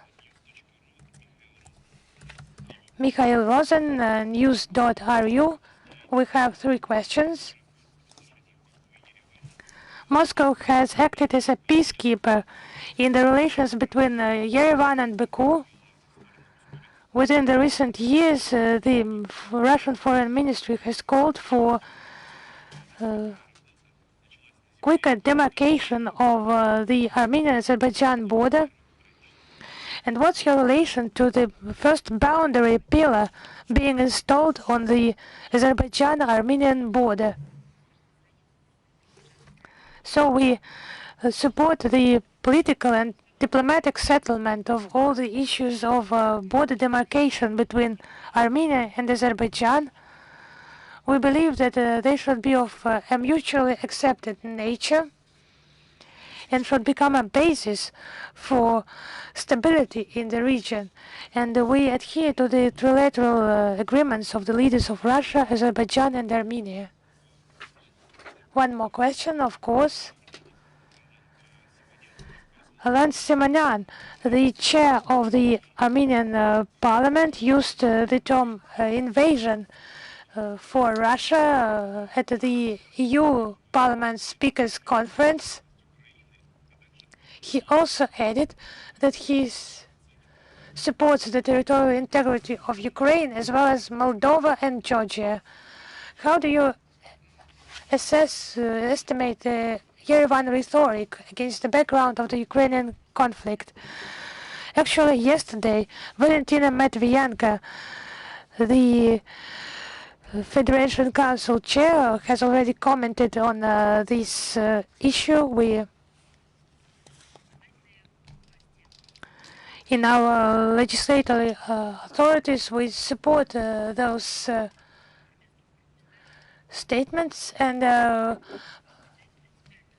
the Armenian parliament members were requested to provide an estimation of assessment of the anti-Russian rhetoric of the named representative. And the third question, British Prime Minister Rishi Sunak has declared the defense industry of his country being transferred to military regime. He said that during his visit to Poland, during a meeting with the Ukrainian President Zelensky. What does the Sunak decision mean for the defense industry of Russia? And after that, we hear his statements about aggression and aggressive rhetorics and politics. It's not them who should speak about it. We consider the statement by the UK Prime Minister that you've mentioned as an element of the internal British campaign ahead of the elections to the local House of Commons. Their promises of assistance to Kyiv is part of political campaign. Let's touch upon the events unfolding in the UK. I'm talking about political aspects. They comment on our internal situation regularly, so we have the right of response. UK is in a deep economic crisis as a result of the ruling of Conservatives, so the government takes any opportunity to increase its attractiveness in the eyes of the disappointed voters in order to instill at least some hope for a bright economic future in them. I can understand why British voters are disappointed. They don't have much causes for optimism. Let's look at some figures. 2023, the GDP amounted to just 0.1% of the technical recession in July-December. According to the estimates, for the coming 5 years, the debt burden will remain at the record level of 37–38% of the GDP. The sovereign debt of the UK is around 100% of the GDP. Let's speak more clearly. They spend exactly as much as they earn, or they earn exactly as much as they spend, without making any profits, as you understand it. The budget deficit in 2023-2024 in the British financial year is expected to reach the level of £112 billion, or 4.2% of the GDP. What do you think? With these indicators, do Tories have a hope to remain the ruling party? According to the polls, the ruling party is expected to experience the most dramatic defeat that will be the end of political career of the current Prime Minister and many hawks from Sunak's close team. Under these conditions, other people will shape the new policy in order to restore the national economy, and we hope the next government will prioritize the interests of its own people. They should be honest to their citizens and not invent any stories about the alleged assistance to Ukraine. If the UK truly supported the citizens of Ukraine, and if they truly thought that Ukrainians have any rights, they wouldn't supply the depleted uranium shells to Ukraine, because such shells are killing the current, the present, and the future generations of Ukraine.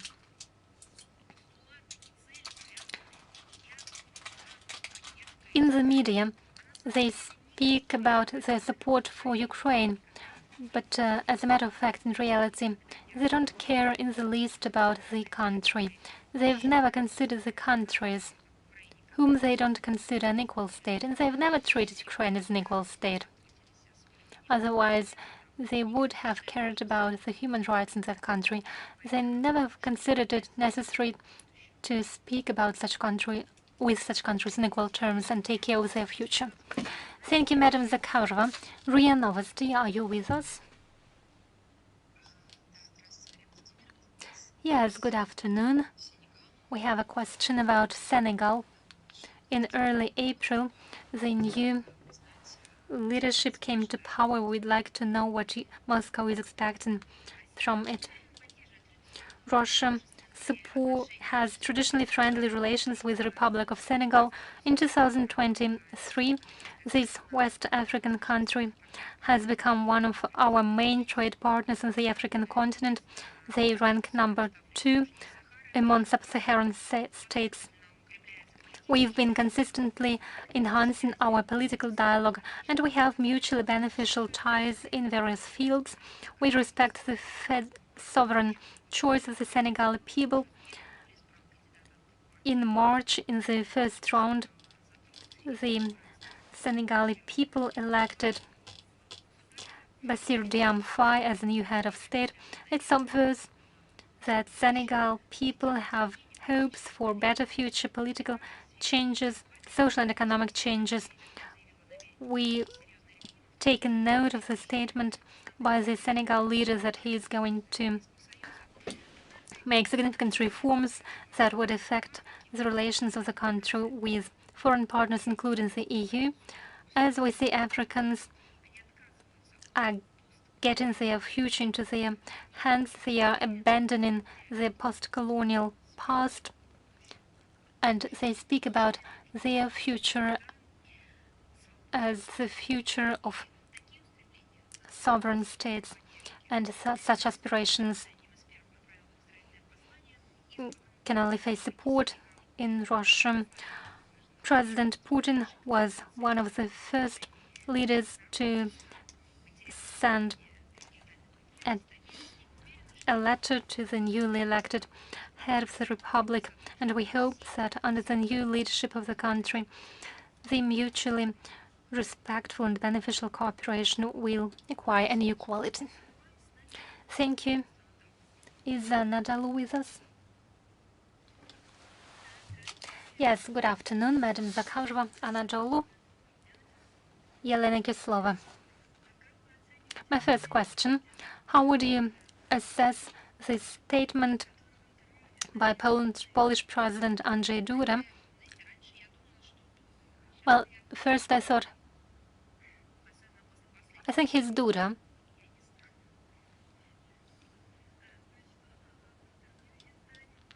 In his interview to the Fact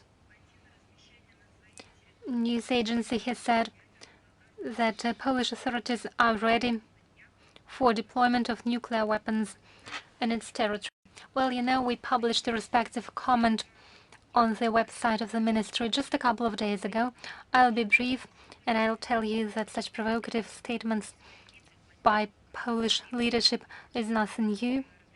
They want to get closer to the nuclear arsenals of the US deployed in Europe.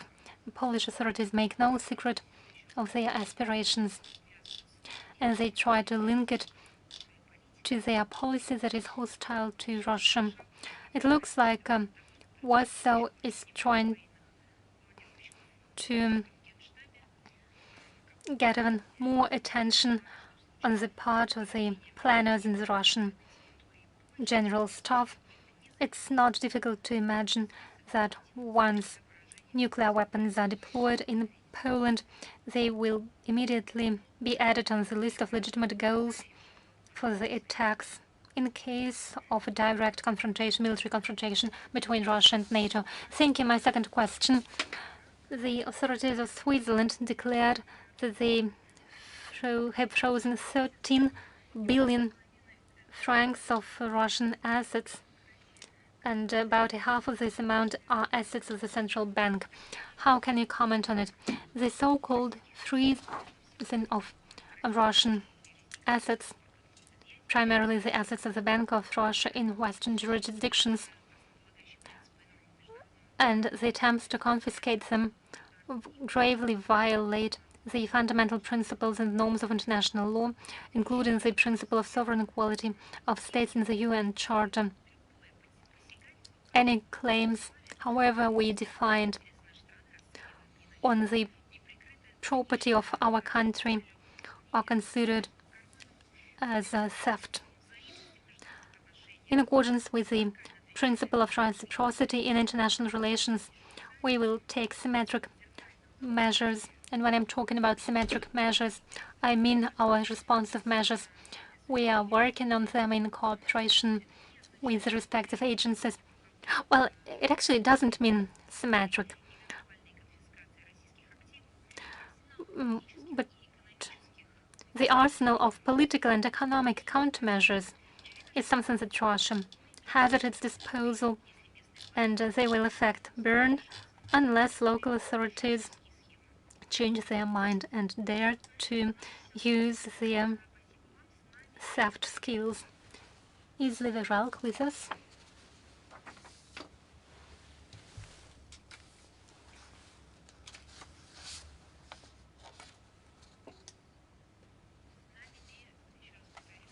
I repeat, is Liveralk news agency with us?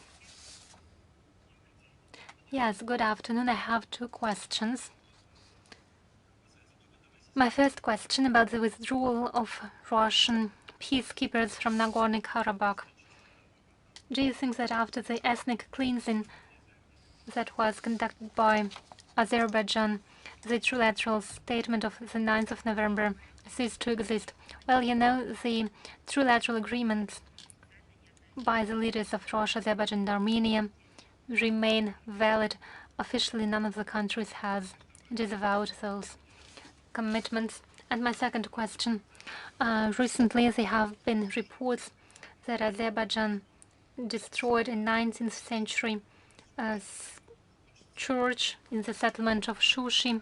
How can you comment on these acts of vandalism and destruction of the objects of Armenian cultural and historical heritage? Well, Armenia and Azerbaijan regularly accuse one another of destruction of cultural and historical objects, so we call on Baku and Yerevan to discuss these topics in their bilateral contacts, and we are ready to provide any assistance for such talks.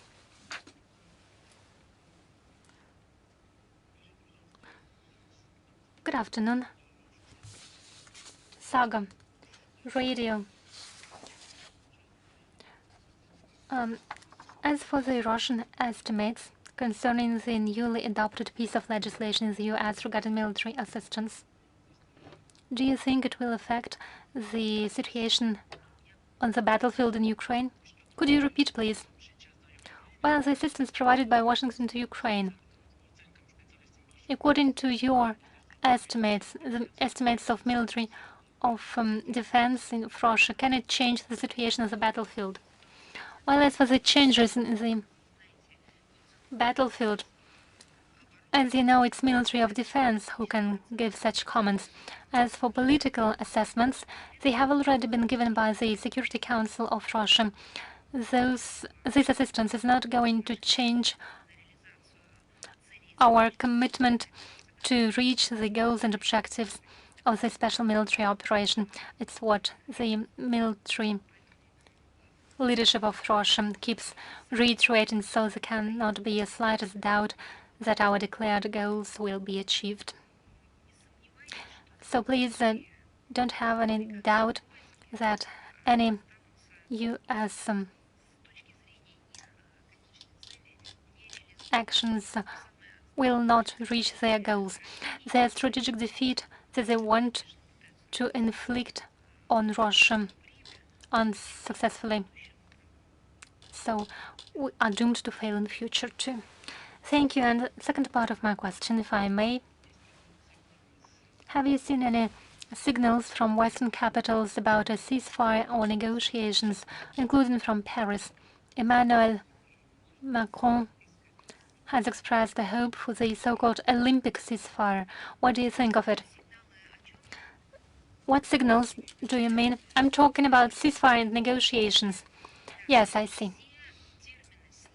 All terms and expressions containing the word peace are used by the West, primarily by Washington, Brussels, and the Kiev regime, exclusively as a guise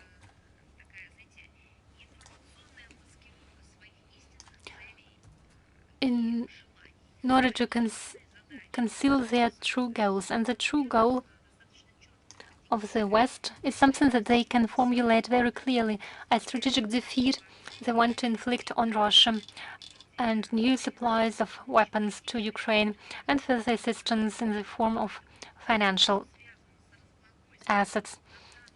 So any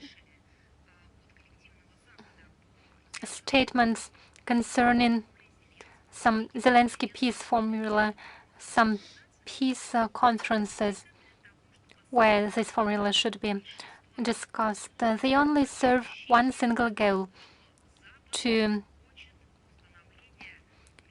show to the Ukrainian population that the West wishes Ukraine in the region all the best. But we understand that in reality, those who want peace, they call and provide assistance in order to facilitate ceasefire. They call to stop the supplies of weapons, and they call to the cessation of any discussions aimed at inflicting strategic or tactical defeats on anyone.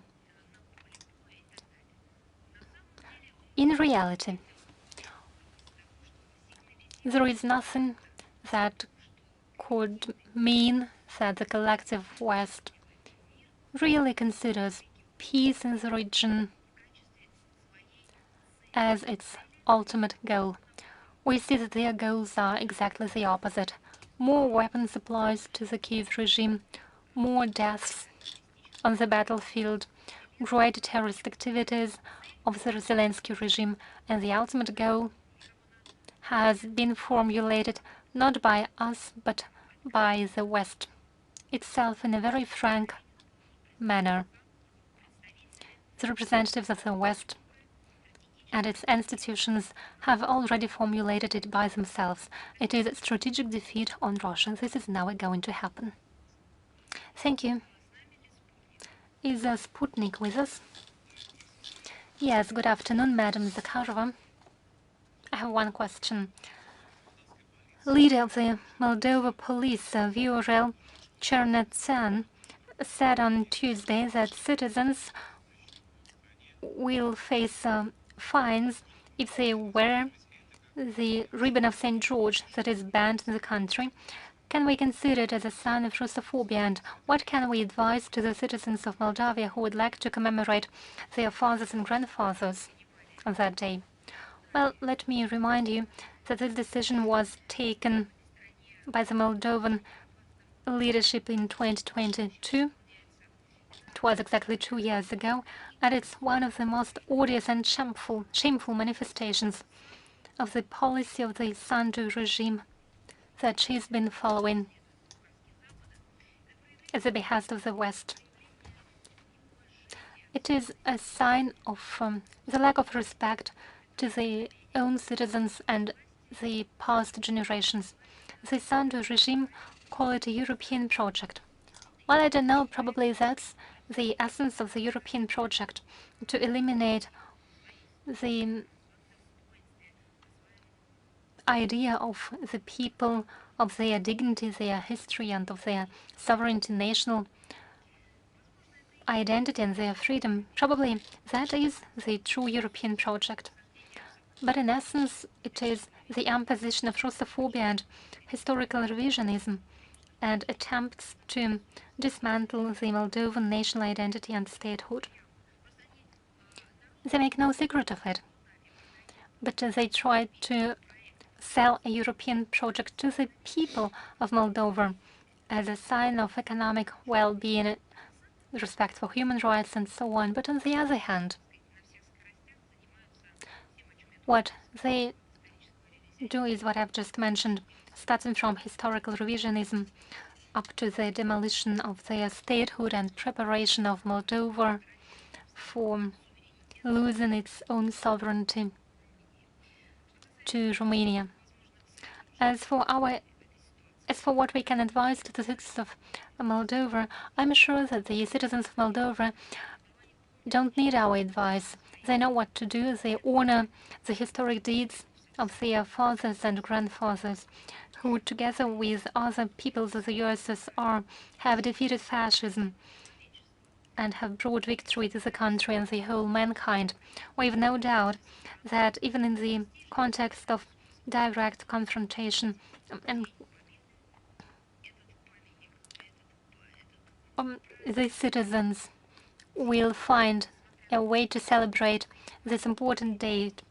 Although memorials are being demolished and festive events are being prohibited, the victory is in their hearts, and no one will be able to ever cancel their love and their commitment to their history.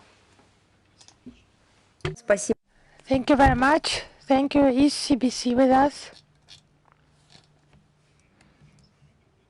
Yes. Good afternoon, Madam Zakharova. There have been some questions about the demarcation of the Armenian-Azerbaijan border, and we will have a question on this issue. There has hope has appeared that stability and security atmosphere will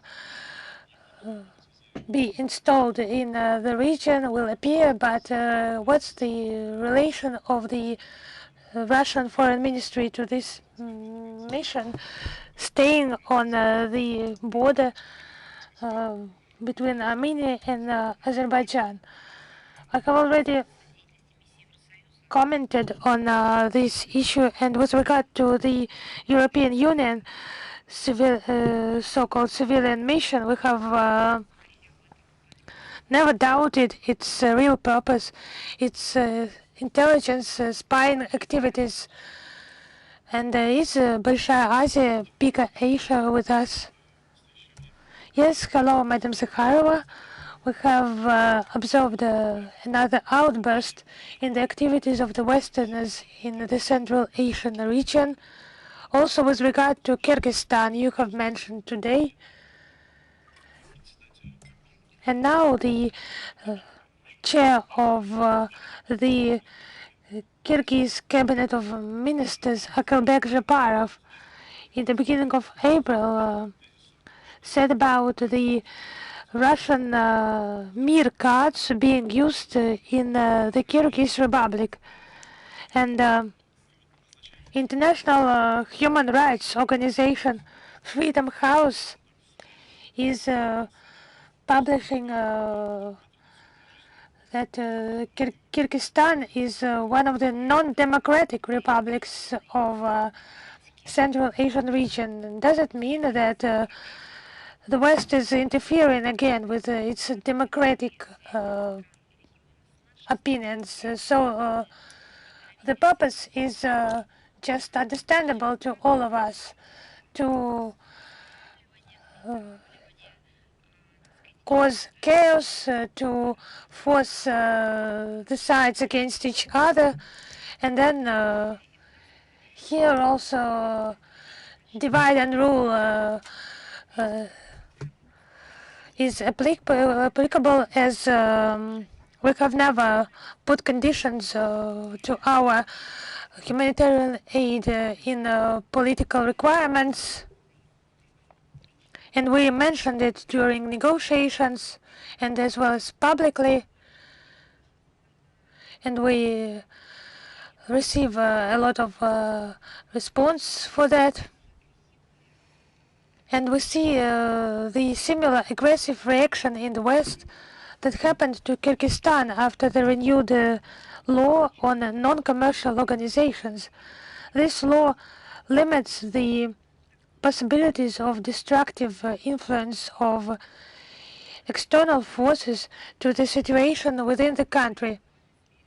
And by the way, the Western countries have such a law in force, but as we know, it's a principle of segregation. It's exclusive right of someone that is not allowed to anyone else. It's hegemony that's just painful hegemony that is inherent, still inherent to the collective West. And the West just forgets that they have similar laws. I do not understand that. It's not part of some common knowledge. Why do they not publish that, as the situation requires that, in my opinion? As the USA positions itself as a pillar of democracy, but they have a similar law that envisages responsibility in case of such violations. And we have adopted such, we have taken that into account, the comments by the officials of the country, and continue our cooperation. Thank you. Is Golos Otечества, Voice of the Fatherland, with us? Hello, Madam Zakharova. Hello. Now the Victory Day holiday is approaching. Why should that be celebrated? And the term fatherland is understood by everyone differently. What's the meaning? Could you provide a definition of this term, fatherland? Which definition? I will not provide any definitions because there are encyclopedic dictionaries for that. There are historical documents. And there are many documents, concepts, strategies determining the development of our country. And there is intelligence, soul, education with every specific person. And with that, you could learn about general definitions and then make your own formula on the basis of that. Regarding Victory Day, why should that be celebrated? Because it's the day that means victory over non-human actions.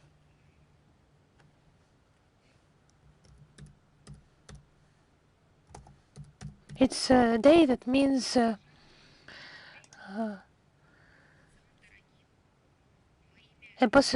possibility to sacrifice the most valuable to you, not only for your personal interests, but for the true values. It's the day that means victory of love over hate, of the generosity of the heart and soul over egoism, the good over the evil. It's the day that is in the hearts all the 365 days in the year. It's with us, but it gathers those days together, reminding us that we wouldn't have existed if the previous generations, for someone great-grandfathers or great-grandfathers, so the previous generations have sacrificed their health, their lives, their future and their prosperity comfort, because no one spoke about that back then. I'm saying that for the current generations, for our country to have the future, for our people to have the future as a civilization, for Russia to have new generations in general. I don't know, I can speak about that for hours based on the example of my own family, families of our compatriots, on the basis of documents, historical chronicles, and such issues sometimes are perceived as offensive because they seem to be obvious. But on the other hand, I understand that these questions are relevant because there have been so many offenses against historical memories, documentary films, documentary literature, monuments, archive materials. There have been some fake news, fake facts about the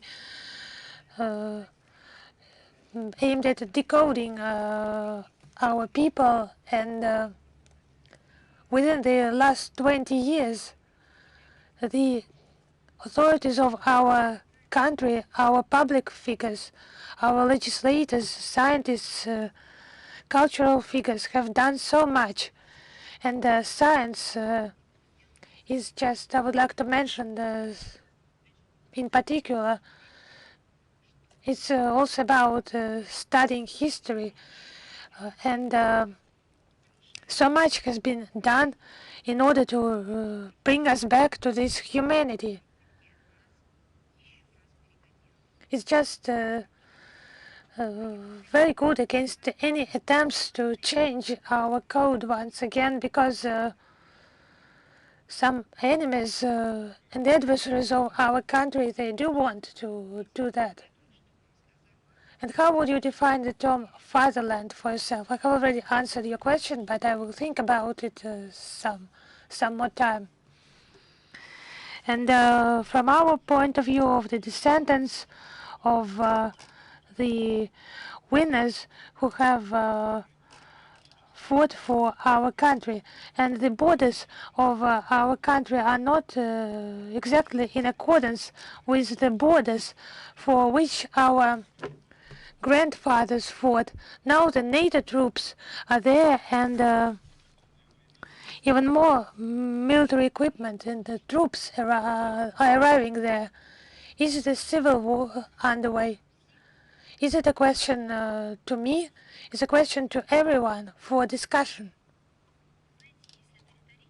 You know, if it's a rhetoric question, then you have performed your function. If you have a specific question, let us make it more specific to make some elaborations on those topics, and you regularly ask similar questions, raise such issues. I think it's, so to say, illogical. Put those questions to those who have formed back then the approaches, if it's relevant for you. What should be done now for the protection of the fatherland, for the protection of historical memories?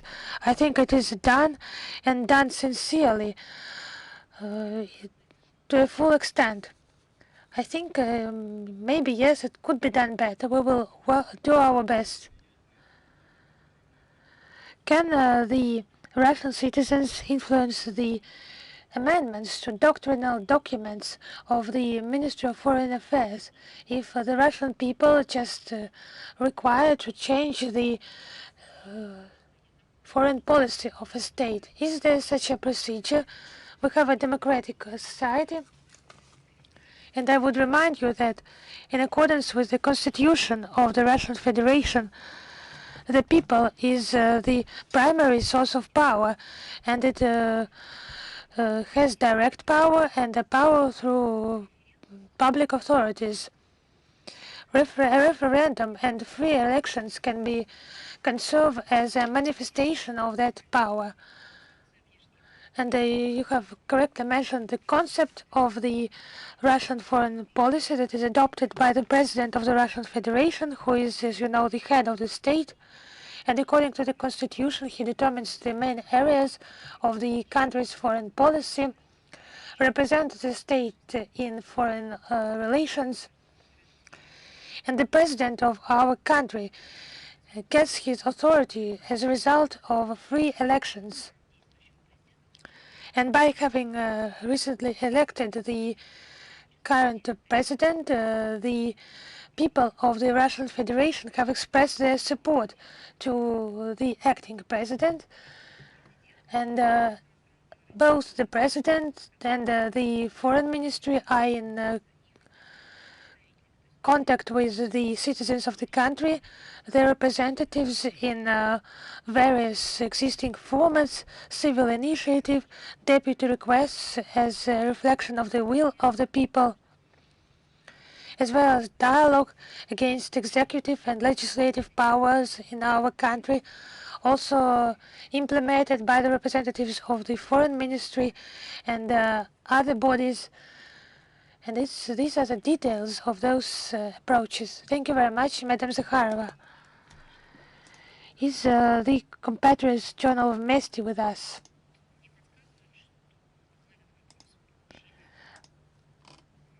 I am sad that we have received this question recently, and we will reply directly if the person is not here with us now. If not, we will just reply personally. I would like to clarify if I have answered all the questions.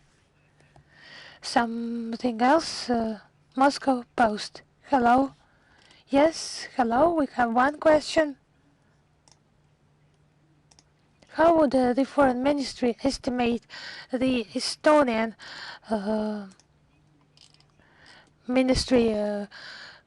foreign ministry statements on the breaking ties if the Estonian church does not tear its ties with the Russian Orthodox Church? Yes, we have mentioned the clarification, the visits to the Estonian monastery with the aim of clarifications of the positions of the Orthodox Church, and there were direct threats of closure if they keep ties to the Russian Orthodox Church. Simultaneously with those threats, there are also threats against priests in other parishes of the Estonian Orthodox Church of the Moscow Patriarchate. Aside from the Interior Ministry representatives, there are also officials lower ranking of a lower rank who visit similar parishes with such aims. These are, I would underline, direct threats, attempts to directly interfere into the internal affairs of a church organization, religious organization, and imposing political ideology also by intimidation and under the fear of elimination of parishes. I should not mention that it's categorically inadmissible. It's just, firstly, a violation of the domestic laws within Estonia itself and all of its foreign commitments. And Tallinn violates the rights of its citizens to freedom of religion, and the Russian Federation observes the violations of the rights of its compatriots, religious and not only religious, and Russia raises those issues on the platforms of international organizations. It's just contrary to what have been the aspirations of Estonia as a state when they spoke about their political stance. They have ended up with a dictatorship, administrative command system, and disruption of any ideas about the human rights. Have you said you have just one question? Then thank you. Goodbye to you. Thank you for your participation. See you next time, and prosperity to you. Thank you.